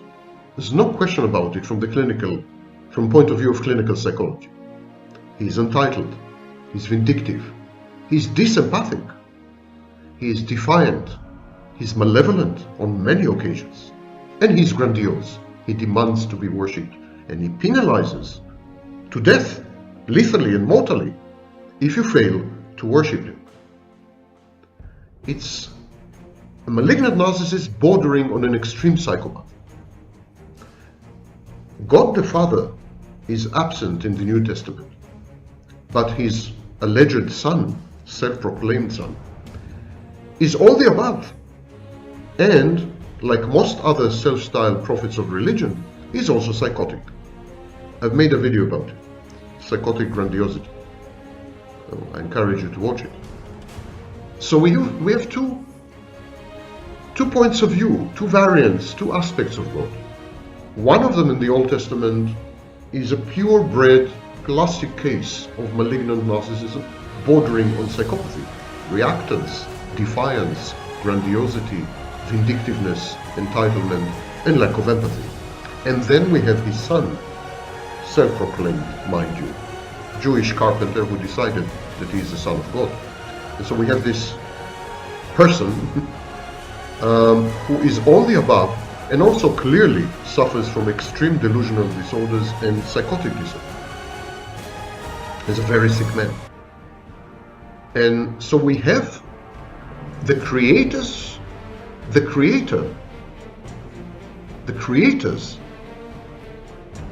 entities who made all this happen are mentally ill. It seems that mental illness is a precondition and the fount of creativity and creation. We are the figments of mentally ill minds, unusual minds, not human minds. We can't perhaps even grasp these minds, but mind is a kind of metaphor. Whatever these minds or mind-like or whatever are, they're mentally ill, and if they had created us in their own image, we are mentally ill by definition. Mental illness, therefore, is not an aberration. It's the normal state. It's the baseline. And we spend our lives struggling against our innate mental illness. Evil is an attribute of God. Satan is God in the same way that Dr. Jekyll is Mr. Hyde. Satan is an aspect of God, a dimension of God, an attribute of God. Evil is a trait of God. It's like God has multiple personality, several self-states, very much like a borderline. God has borderline personality disorder. The Gnostics realized this, and they suggested two gods, the demiurge, which was essentially a malevolent entity responsible for creation, and the monotheistic God we're used to. God is everywhere, and if it includes everything, then evil must also be a part of it, as Spinoza alluded, Benedict Spinoza. So what are the scriptures? The scriptures are chronicles of God's struggles with his own imperfections and character flaws, with his evil side, via the agency of the flawed creation. So God is in a constant struggle, inner struggle. He realizes that he's imperfect, that he's flawed, and very often malicious, evil, and he's fighting this. And he's fighting this via his creation. He actually made creation as an aid, as a tool, as an instrument to fight his evil side, by granting us the ability to tell right from wrong.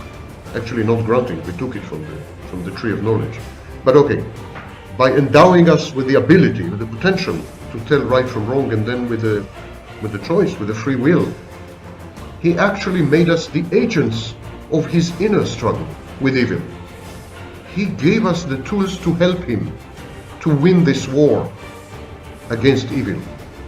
Humans are products of God's own dissociation, carriers of his broken memories, repositories of his dissociative states. They are figments of his mental illness, and only they, can act against evil as his agents. This is why God endowed humans with intelligence, sentience, consciousness. The task of humans is to help God to heal by reintegrating themselves with him, by bringing God back to full awareness and enlightenment, by embracing their own nothingness. People need to embrace their own nothingness, because if you are something, you are outside God. God includes everything. To become a part, you must become a nothing. To become a part of God, to heal God, you must mend the vessels, as the Kabbalah puts it. You must disappear in order to reappear as God. It's not that God is inside you. It's that you are inside God. The relationship is reciprocal. And in many respects, it's true that you are God. Your mental illness is God's mental illness. You heal a little, God heals a little. It's not that you have to heal so that you can walk with God. It's that God has to heal so that He can walk with you. And when He walks with you, that is redemption. That is enlightenment. That is healing.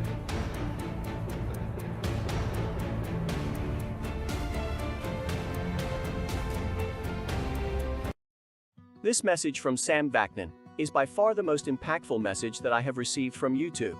In this video, I will quote Sam directly, and then build out passages that ring of the same meaning. Give it up. The proof of your strength and your resilience, and your only hope for contentment, happiness is too much to ask, is if you stop fighting. It is the fight that drives you to pathologies. The fight pathologizes you. Everyone is encouraging you to fight. Everyone is encouraging you to change. Everyone tells you that if you don't change, and if you don't fight, it's your fault. Give it up. Forget all this. Forget what you can do with life. Just live life. Just be. End of story. Being is a huge accomplishment. Just existing is a huge accomplishment. Stop catering to your grandiosity. Stop believing that you can have an impact, and that there are solutions, and that even there are problems. There is so much to do in a typical day. Just get up and do it. Don't overthink. Don't overanalyze.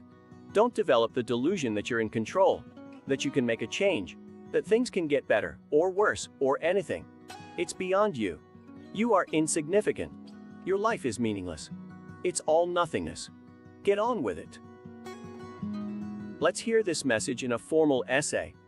In a world that relentlessly urges us to fight, to change, and to strive for more, Sam Vaknin offers a profound philosophical perspective rooted in the essence of nothingness. This essay explores Vaknin's philosophy, drawing upon his unique insights and intertwining them with the poetic style of modern spiritual teachers.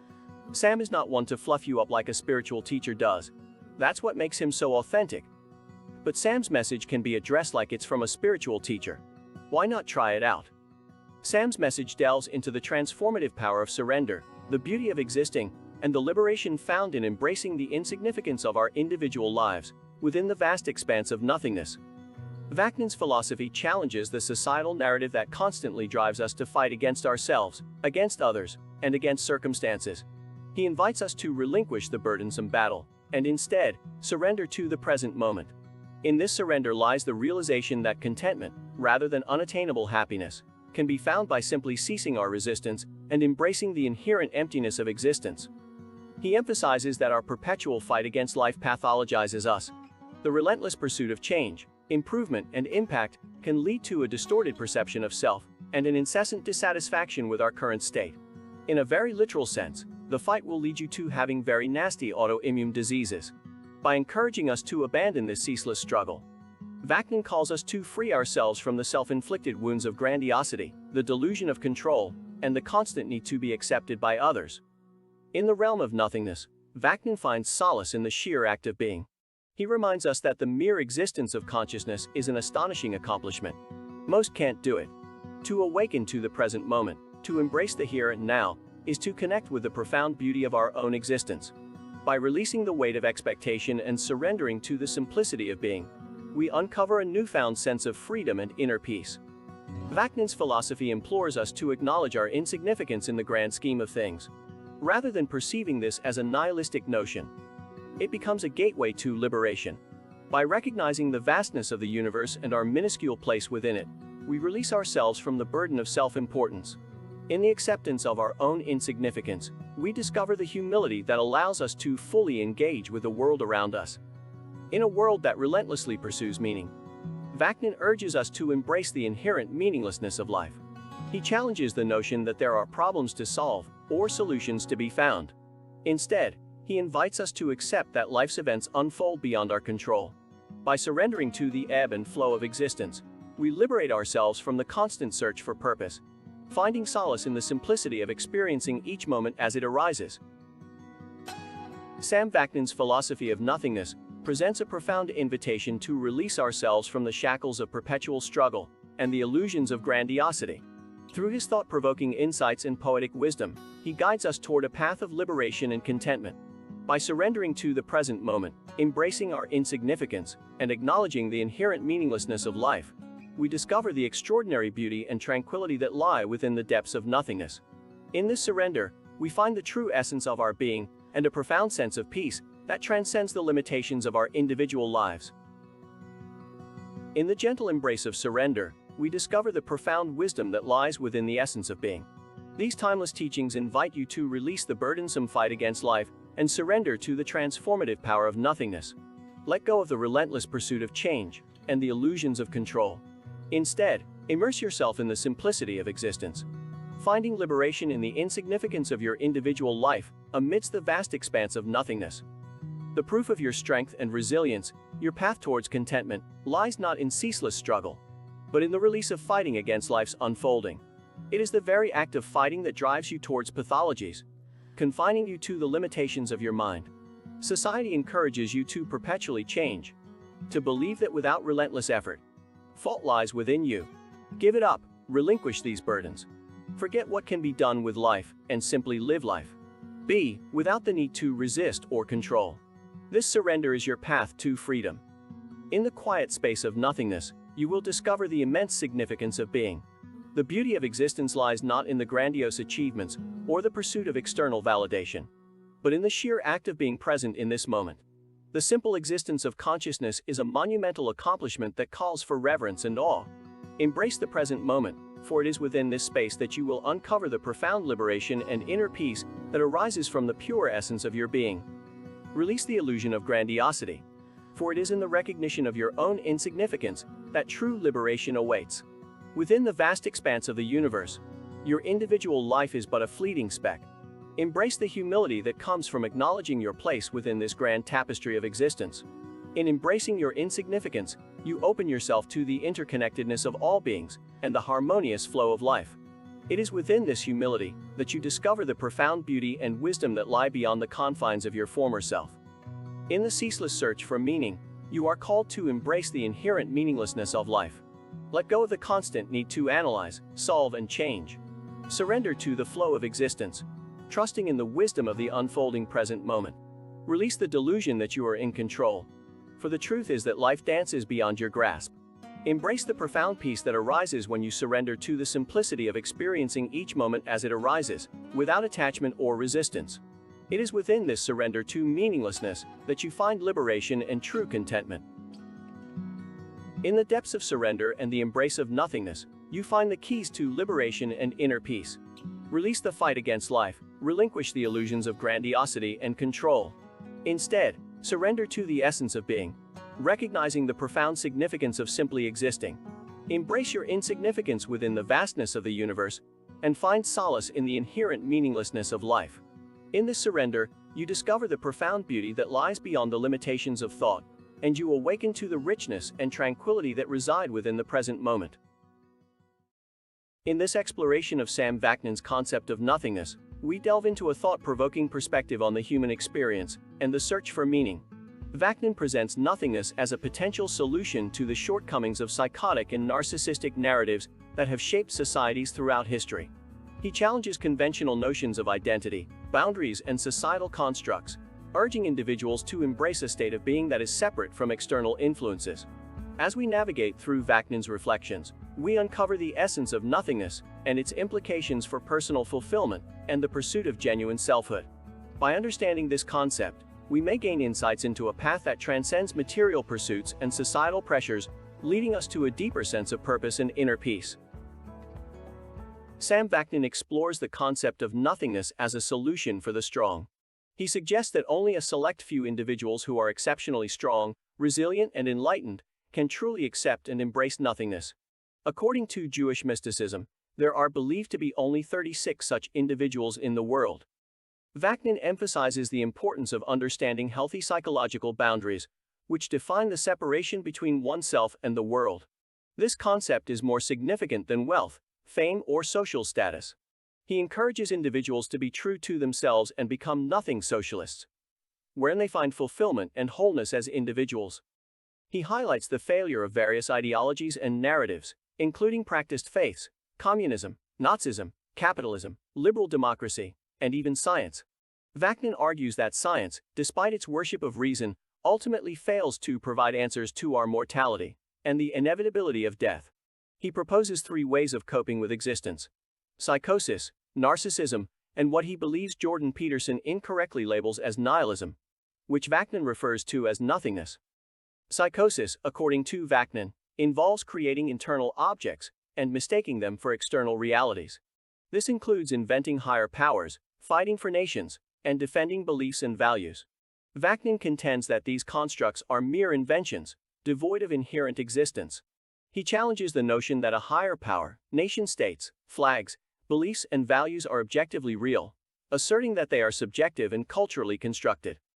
Vaknin concludes that the majority of humanity adheres to the psychosis solution, while he posits that embracing nothingness could provide an alternative path for the strong and enlightened individuals who can accept its significance. Sam Vaknin discusses the second solution to coping with existence, which he identifies as narcissism. In contrast to psychosis, where individuals merge themselves with something greater, narcissism asserts that the source of meaning lies within oneself. Psychosis involves conflating one's inner world and psychodynamics with an external entity, such as a higher power or the nation-state, to gain significance and purpose. It is a codependent solution that relies on merging and assimilating with something larger than oneself.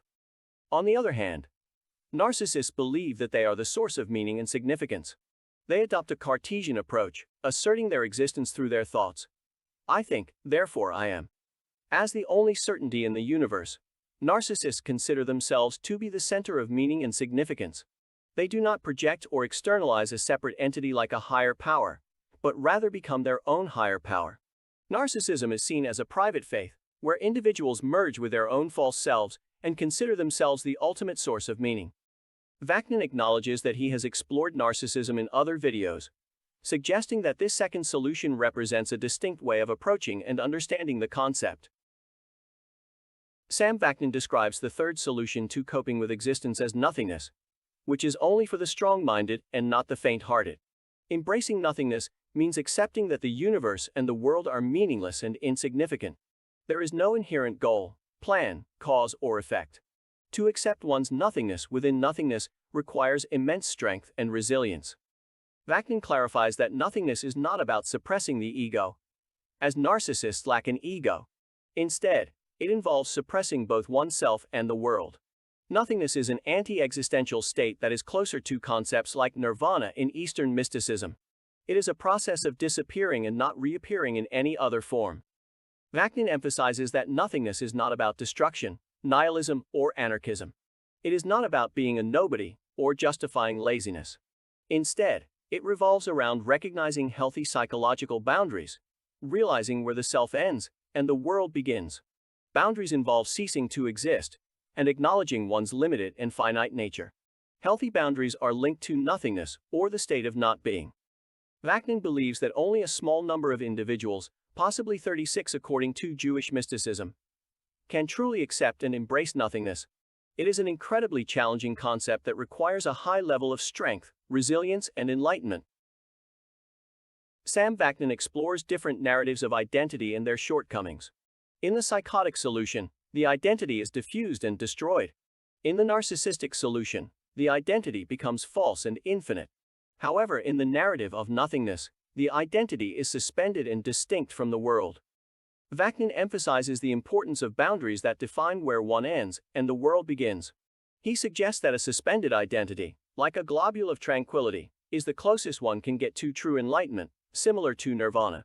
This narrative is not about eliminating or destroying the ego, as often interpreted in Indian mystical traditions.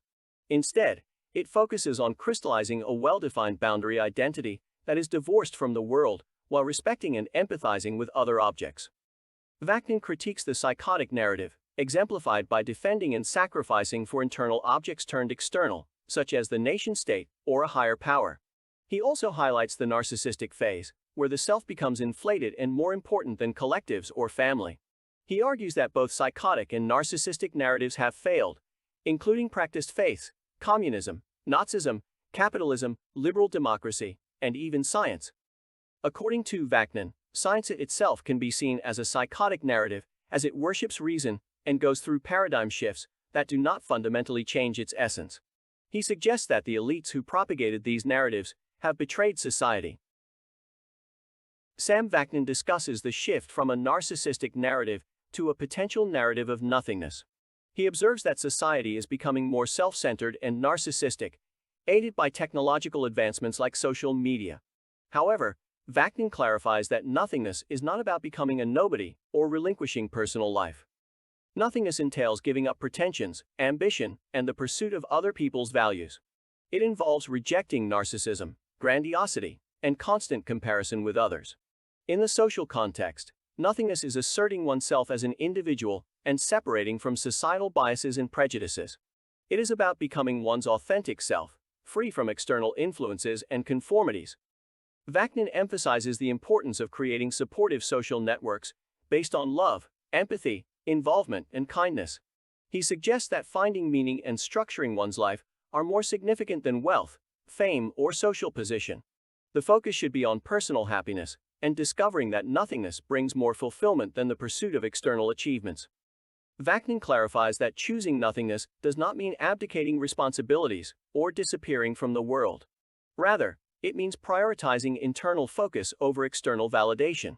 It involves being self-contained and self-sufficient while still being open to helping others. Nothingness is not a withdrawal from the world, but rather allowing the world to withdraw from oneself. Sam Vaknin's exploration of nothingness offers a unique perspective on the human quest for meaning and self-realization. By challenging the dominant narratives of psychosis and narcissism, Vaknin invites us to contemplate a different approach to existence, one that transcends the limitations of external validation and societal constructs. Embracing nothingness is not about becoming a nobody or withdrawing from the world, but rather about finding a balance between the self and the world, recognizing healthy boundaries, and nurturing a sense of individuality. Vaknin's message reminds us that true happiness and fulfillment lie not in external achievements or social status, but in discovering our authentic selves and connecting with others on a genuine and empathetic level. By rejecting pretensions and external expectations, we can uncover a deeper sense of purpose and find tranquility in the realization that we are enough as we are.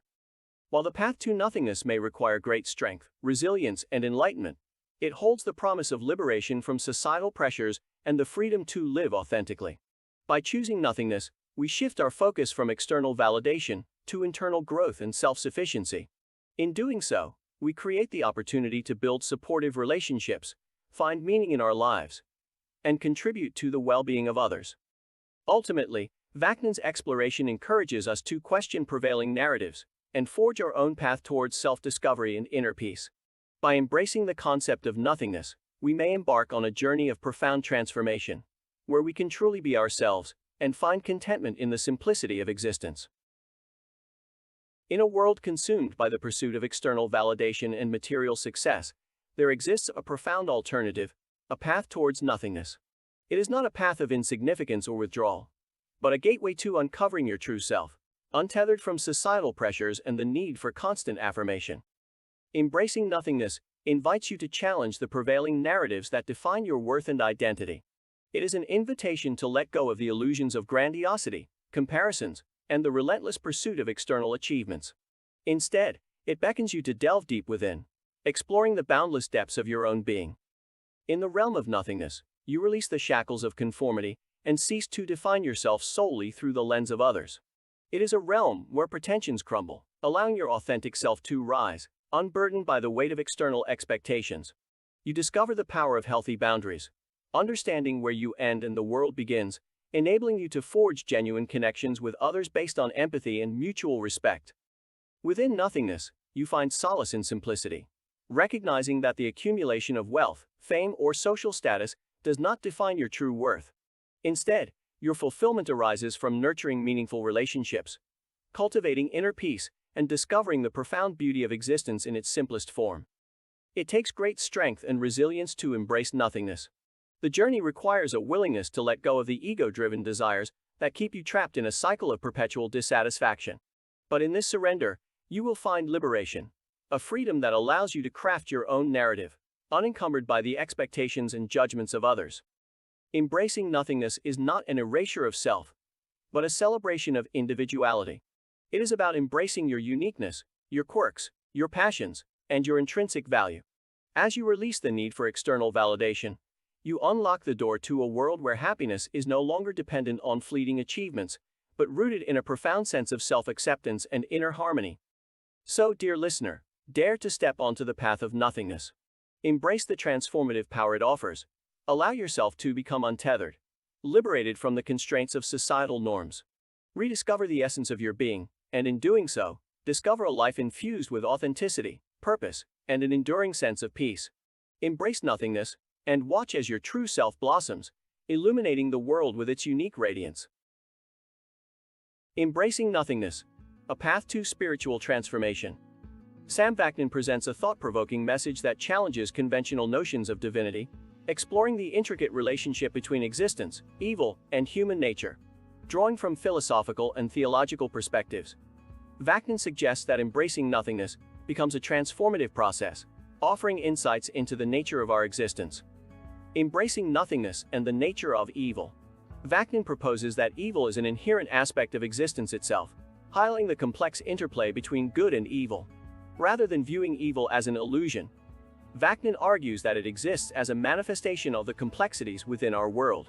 This challenges traditional conceptions of the nature of evil and raises questions about its purpose and role in our lives. The struggle within. Vaknin explores the struggle within individuals, reflecting on the challenges presented in religious texts.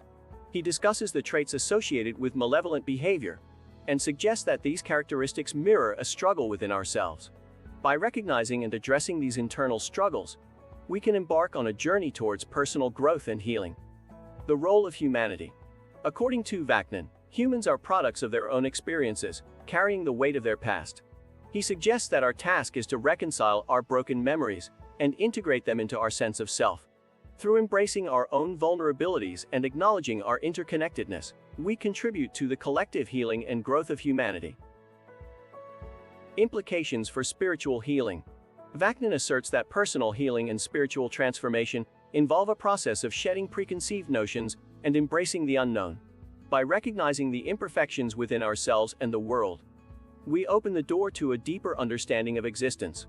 This journey of self-discovery leads to a state of enlightenment and spiritual wholeness. Critiques and alternative perspectives. While Vaknin's perspective offers a unique lens through which to view our existence, it is subject to critiques and alternative viewpoints. Some argue that personal responsibility and free will play significant roles in confronting and overcoming evil. Others propose alternative theories, suggesting that evil serves a purpose in moral growth or the development of the human soul.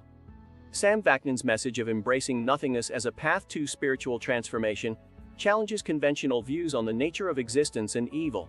By exploring these concepts and their implications for personal growth and healing, Vaknin invites us to question our assumptions and embark on a journey of self-discovery. While subject to debate, his ideas offer a fresh perspective on the complexities of our existence and the pursuit of spiritual enlightenment. Many of you have written to ask me, what do I mean when I use the word nothingness in my previous video? Just to recap in 2 sentences, in my previous video I said that reality is so harsh, so difficult to accept, so nightmarish, so intimidating, so disorienting and dislocating, that people react in one of 3 ways. They develop functional, effective psychosis.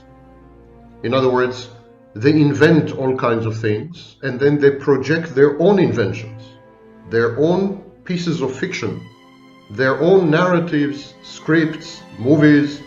They project them outside, and they attribute to these figments of their imagination and mind, they attribute to these figments an objective reality. So they invent God, then they project God outside, and then they say, well, you see, God exists, he's outside. Of course, it's a fiction, a piece of fiction, it's a figment of the imagination and the human collective mind. That is not to say that these fictitious characters, these fictitious narratives, don't have power. They're very powerful. They affect our lives, our moods, our emotions, our cognitions. They affect history. They alter the course of human affairs. So they're very powerful. God is by far the most powerful non-entity.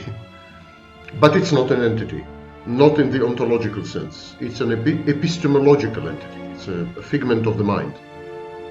So technically this is psychosis, because in psychosis people confuse internal objects with external objects. And then there's narcissism. That's the second solution. The second solution is to say, I am the source of all meaning. I am the one who navigates my own life. I'm in full control. I am in effect God. I'm godlike. I have all the attributes of God. I'm omniscient, I'm omnipotent, I'm perfect, I'm brilliant, not to mention, of course, handsome, and so on and so forth. So this is the narcissistic solution. Viktor Frankl, logotherapy, it's a kind of proto-narcissistic solution, therapy of meaning. But today there's an avalanche of life coaches, philosophers, public intellectuals, wannabe psychologists, real psychologists, people with academic degrees and zero knowledge, people with a lot of knowledge and no academic degrees. I mean, gurus, mystics, yogis, you name it. There's a proliferation of people who are going to tell you how to become narcissist. And they're going to do it in 12 steps or 10 steps or 5 steps. But it will always lead ultimately to a narcissistic solution. The focus is on you. You are the beginning and the end. You are the alpha and the omega. You are the prima causa and the primum movens. You are everything. You are the universe. You are the world. We can find echoes of this even in the Talmud and other writings, ancient writings, in the Vedic writings and so on. Narcissism is not a new thing as a solution to life's tribulations, vicissitudes, vagaries, and exigencies. Which leads me to nothingness. Nothingness is the third solution. Again, unfortunately, I'm not the one who had invented it. Nothingness underlies major religions such as Islam. The very word Islam means to submit. Nothingness underlies most Eastern mystical traditions and most Eastern religions, including the Kabbalah in many respects. Nothingness underlies a lot of thinking in many parts of the world, and actually 80% of humanity adhere to one variant of nothingness or another.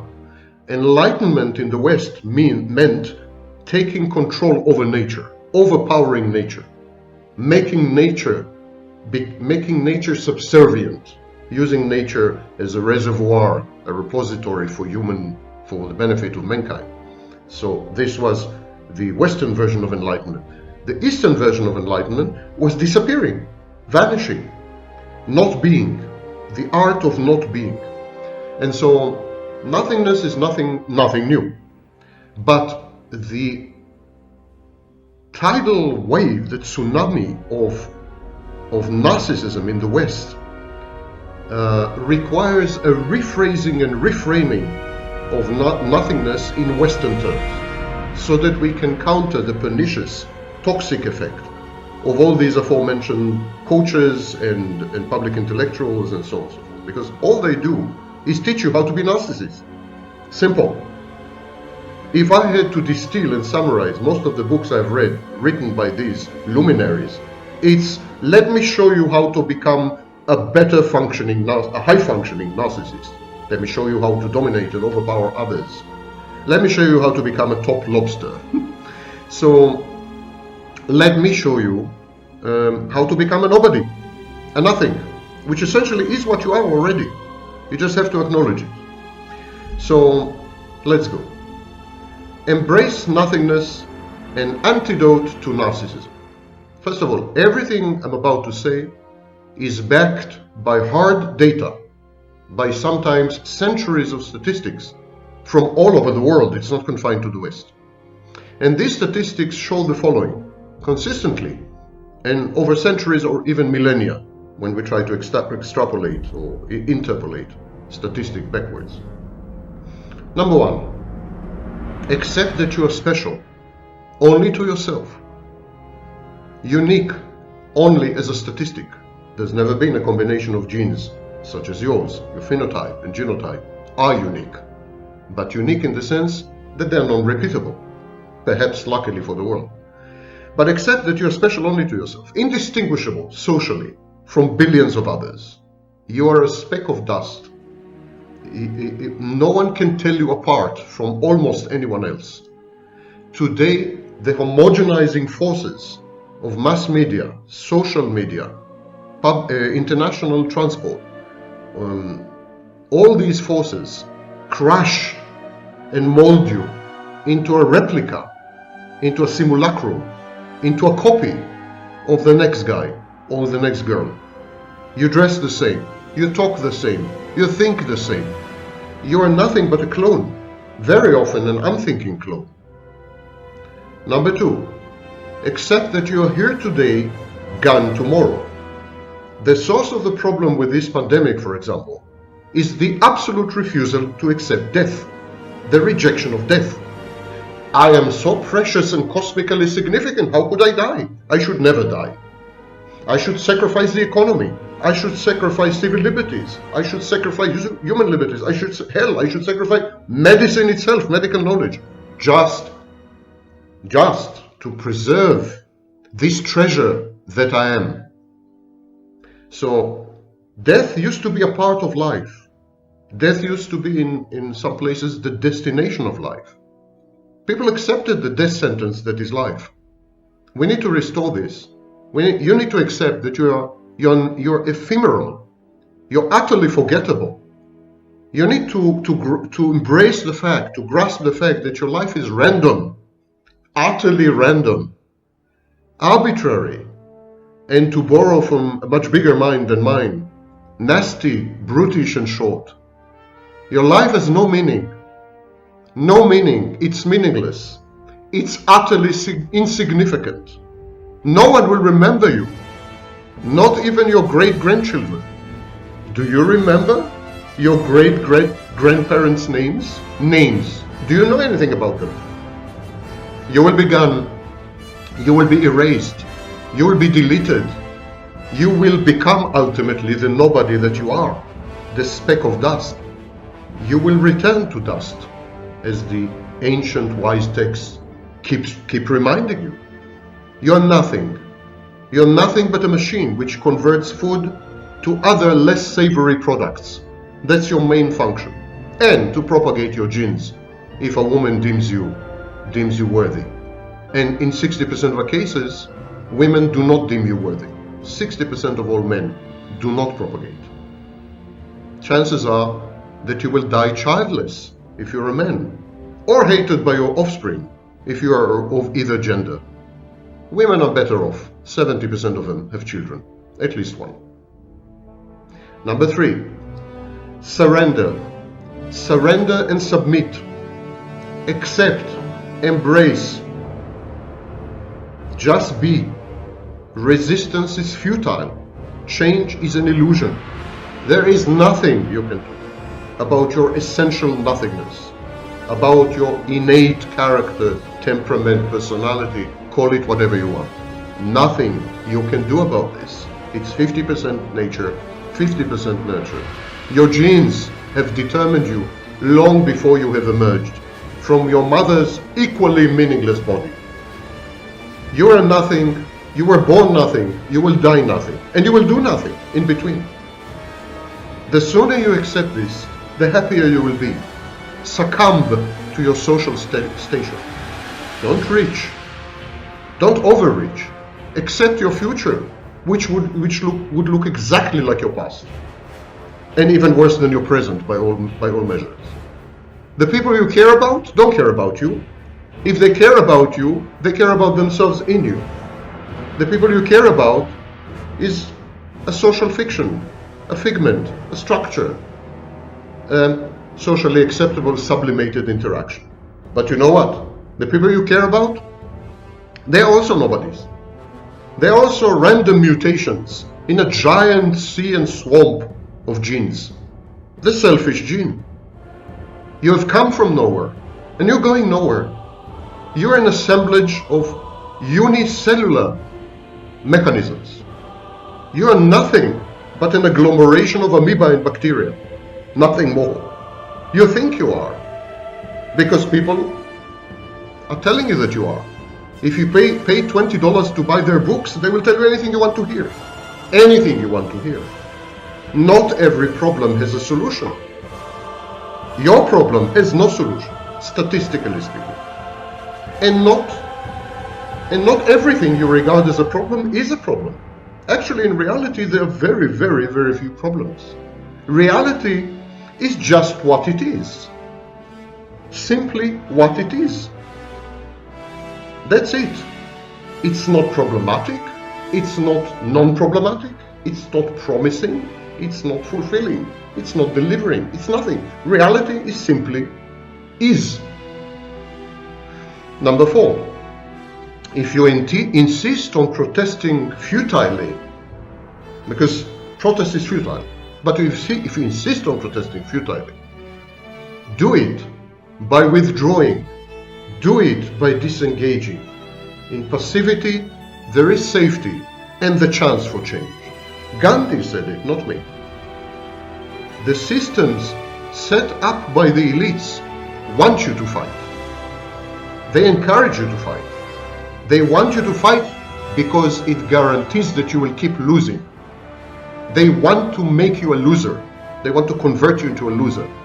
The more you fight, the more of a loser you are. Life is stronger than you. The power structures are stronger than you. The establishment is bigger than you. They're all overwhelming and overpowering, and they're going to consume you, and they're going to spit you out, the writhing shell that you are. Emptiness encased in protoplasm. They're going to do this to you. Fighting, protesting, resisting, all these foster mental illness. And the mentally ill are submissive. And that's precisely the way the rich and the powerful like it. They want you to be dysfunctional and defective and hopeless and broken and damaged. Because that way they can control you. That way they can leverage your infirmity and disability to their benefit. Don't give them displeasure. Go away. Disconnect. Don't play the game. Overturn the chessboard. Walk away. Tell them to F off. Because you are on their turf. You are in their territory. You are playing games subject to rules that they had written. You never play your game, your own game. You're playing their game. And you know what? There's no way you can upend them. There's no way you can change them. There's no way you can delete them. They're here to stay. They have been here for hundreds of years, for thousands of years. And they will be here for hundreds of years, thousands of years. The very same families, the very same people. They get intermarried, they interbreed. They preserve power in clans and tribes. And there's no way for you to break in. And there's no way for you to break out. As long as you adhere to their rules, their games. And their rules and their games include all the advice you get from coaches and public intellectuals and professors of this discipline, of that discipline, and yogis and mystics and so on. All these people have a vested interest in the power structure. If you want to sell books, you need publishing houses. It means you like money. It means you have what to do with money. It means you want money. And if you want money, it means you're part of the establishment, part of the power structure. Don't let these people deceive you. They are not your friends. They're out to take everything you have, however minimal it is.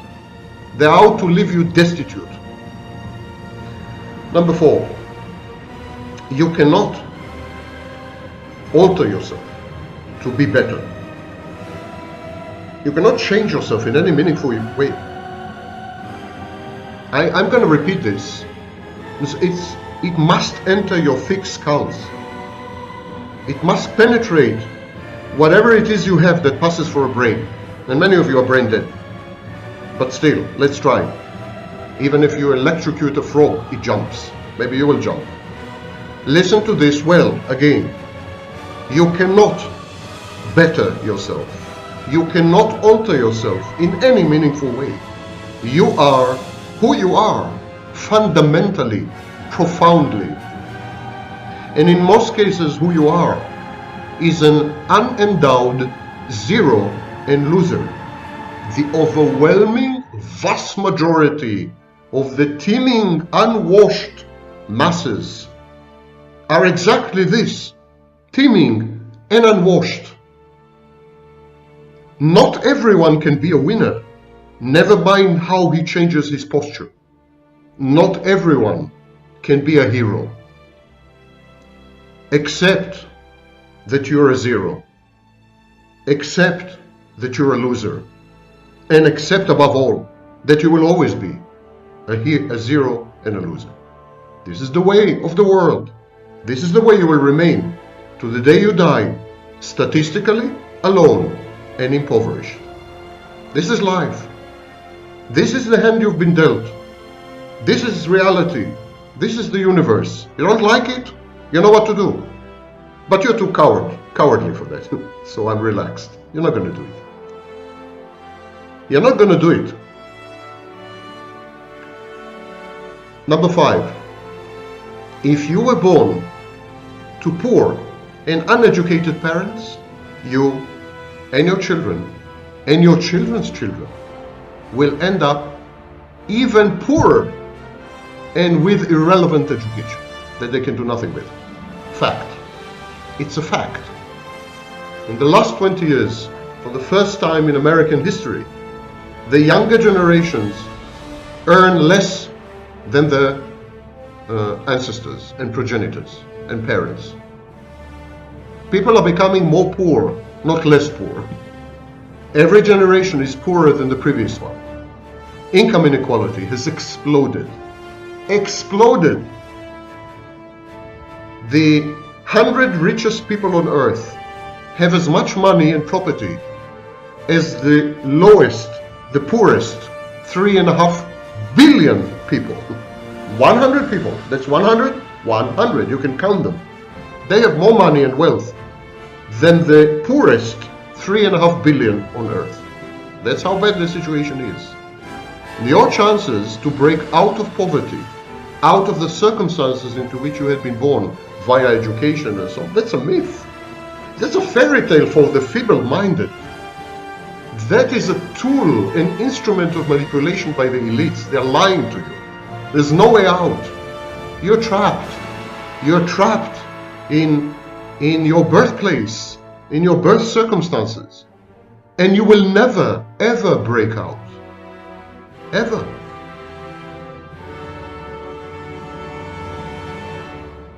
So what's the solution? How to make headway in life? How to end up being top dominant lobster? Well, the only two ways to progress, the only two ways to make headway are to be born to the right parents, but maybe you got that part too late, or to marry the right spouse. Listen well, there is no other way.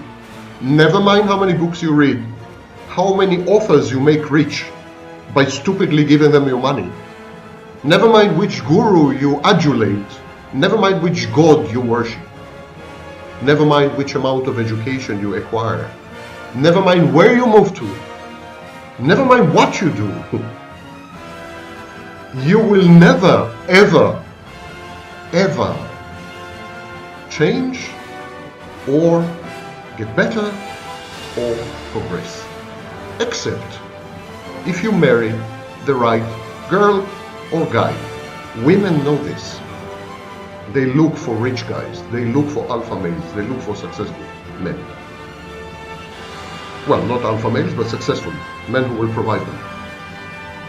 Women know this. They've known this all along, since the dawn of history, probably before, when we were all chimpanzees. Or get born to the right parents. If you believe in Indian nonsense, next incarnation, in your karma, choose the right parents. Social mobility is a myth. Hundreds of studies, including most recently Piketty's and others, hundreds of studies, proved conclusively that there is no such thing as social mobility, especially not in countries that profess social mobility as a founding myth, as an ethos. Social mobility among industrialized nations is lowest in the United States, and highest, by the way, in Sweden, a socialist country. There's no such thing as social mobility. I told you, you will never end up richer, more powerful, more educated, better off than your parents. Actually, statistically, less so. You will never be accepted by the elite, by the upper classes, if you were not born into them. You will always be an outlier, an outsider, an outcast. You will always be shunned, ridiculed, mocked, excommunicated, trampled on, reduced to rubble if you attempt to raise your head. Raise your head, you'll be decapitated. There is no such thing as social mobility except your caste, your station in life. This is where you are stuck. Make the best of it. You want to progress? You want to be top dog? You should emerge from the right hole or penetrate the right hole. And these are the only two ways to improve your lot in life. Now to the crux of the matter. Anyone, repeat, anyone, who tells you that he has a solution, a cure, a system, a therapy, a cause, framework, a religion, a God, love, empathy, or rules for life. Anyone who tells you any of these things is a glorified con artist, probably a psychopathic narcissist. And anyone who tells you this is out for your money and adulation. He seeks either narcissistic supply or power or money, and the power that money gives, or sex, which is all about power, to quote Oscar Wilde. These are power-hungry, money-hungry, sex-hungry people. They want your subservient admiration, and of course they want everything you have, and they're going to take it from you. They're going to take it from you because they're merciless and ruthless and callous, and they're very, very sick people. Adhering to a delusion, to a confabulation, to a fairy tale, to a fantasy, or to an outright lie can be comforting. You know, when you are inside the narrative, you think you found the way, you found the cure, you found the magic, you found the philosopher's stone. Now you can convert your leaden, dreary life into gold. You say to yourself, I found the rules to transform myself and my life. I found the creed. I found the system. I found the therapy. I found the method. I found. There's nothing to be found. It's all delusions, confabulations, fairy tales, fantasies, and outright lies. And the people who propagate them, and the people who perpetrate them, and the people who promulgate them, they are scammers. They are cheating you, they are deceiving you, they're lying to you, and they know they are doing this. And they are laughing all the way to the bank, having taken money from you, the brain dead, the comatose, the zombie losers of this world. What you're doing is replacing a manageable problem, how to embrace life and accept it as it is, with an even bigger one. Why? Because not everything that is true works, I admit, and not everything that works is true. But you should always prefer what's true to what's working. If you have two pieces of information, two beliefs, two ideas, two people, one of them contains, embodies, reifies the truth, and one of them tells you, suspend your judgment, trust me, close your eyes, blindly follow, and you will feel much better. Choose the truth. The truth is hard, but it's hopeless. Truth will never give you hope. Why? Because the world is hopeless and meaningless. Leads nowhere, comes from nowhere, will end in nothing. The alternative, the lies, the delusions, the rules for a meaningful life, the restoration of order, whatever that is. All this nonsense, the yogis and the mystics, and the hodgepodge of Eastern ideologies and mythologies and religions, and religion in general, and the nonsensical belief in the objective existence of a supreme being or a superpower or a higher power, which we had invented 4,000 years ago. I mean, all this self-deception, it does one thing. It gives you hope. And listen well. It's counterintuitive, but nothing is more harmful than your health than hope. Not cigarettes, not SARS, COVID, nothing is more dangerous to your life, well-being and health, mental and physical, than hope. It's the greatest toxic, venomous poison ever invented by the human mind. Because hope brings forth expectations, and expectations invariably result in frustration. Frustration leads to depression and other forms of mental illness. Hope is a counterfactual poison. It's not real. Reality is hopeless. Your only hope is to accept hopelessness as the only outlet. Your only hope is to just stop it. Have no expectations. See no future. Strive towards nothing. Just be. Your compulsive need to believe in something, to believe in someone, to follow someone, to trust something, a god, a guru, a belief, all these lead you to either subservience, abject subjugation, or to dysfunction, physical and mental. And in many cases, perhaps in most cases, hope, following someone, having a god, having a guru, in most cases, leads you ultimately to both subservience and subjugation, and mental and physical illness. Number 8, your children, again, associated erroneously with hope. There's nothing more hopeless than children. Your children will grow up, statistically, hating you. I repeat, most children hate their parents. So they will grow up to hate you. Most of them will be depressed and anxious at some point, miserable, mentally ill, diseased, and they will act immorally. They will be broken and damaged long before they reach their 40th year. And they will find no solace and no succor and no support and no help and no hope in their own lives.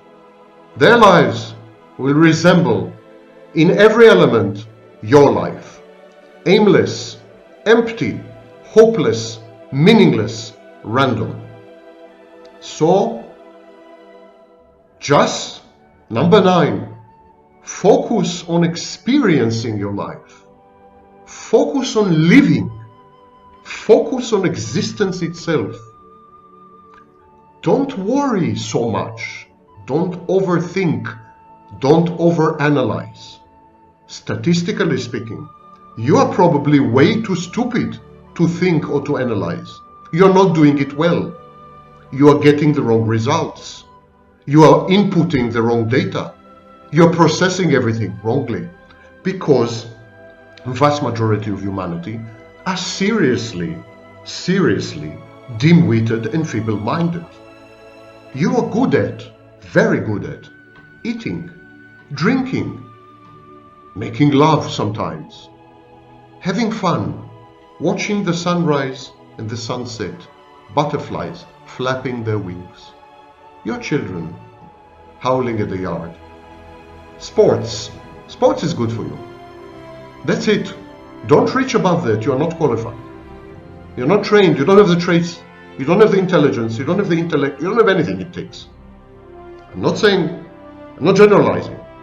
There are the 0.001% who are the exception to this rule. But why gamble? Why speculate that you belong in this group? It's narcissistic. It's grandiose. In all likelihood, you don't belong in this group. Watch the flowers bloom. There's no bigger source of happiness. Trust me. And finally, number 10, embracing nothingness as an antidote to narcissism. Number 10, live and let live. Let live. Do not moralize. Do not motivate. Do not hector. Do not educate. Do not punish, argue, debate, convince, cajole, position yourself, compare, repair, reach out, converse, expect, hope, demand, or befriend. Just go away. Just be, and let others be. They have the same right to their insignificant existence as you do to yours. And their lives are as empty, meaningless, and random as yours. You have no privileged position, no superior status. And to think that you can acquire one just by buying a book, or following some rules, or listening to some mystic, or some guru, or some public intellectual is grandiose. It's also counterfactual. It's not going to work.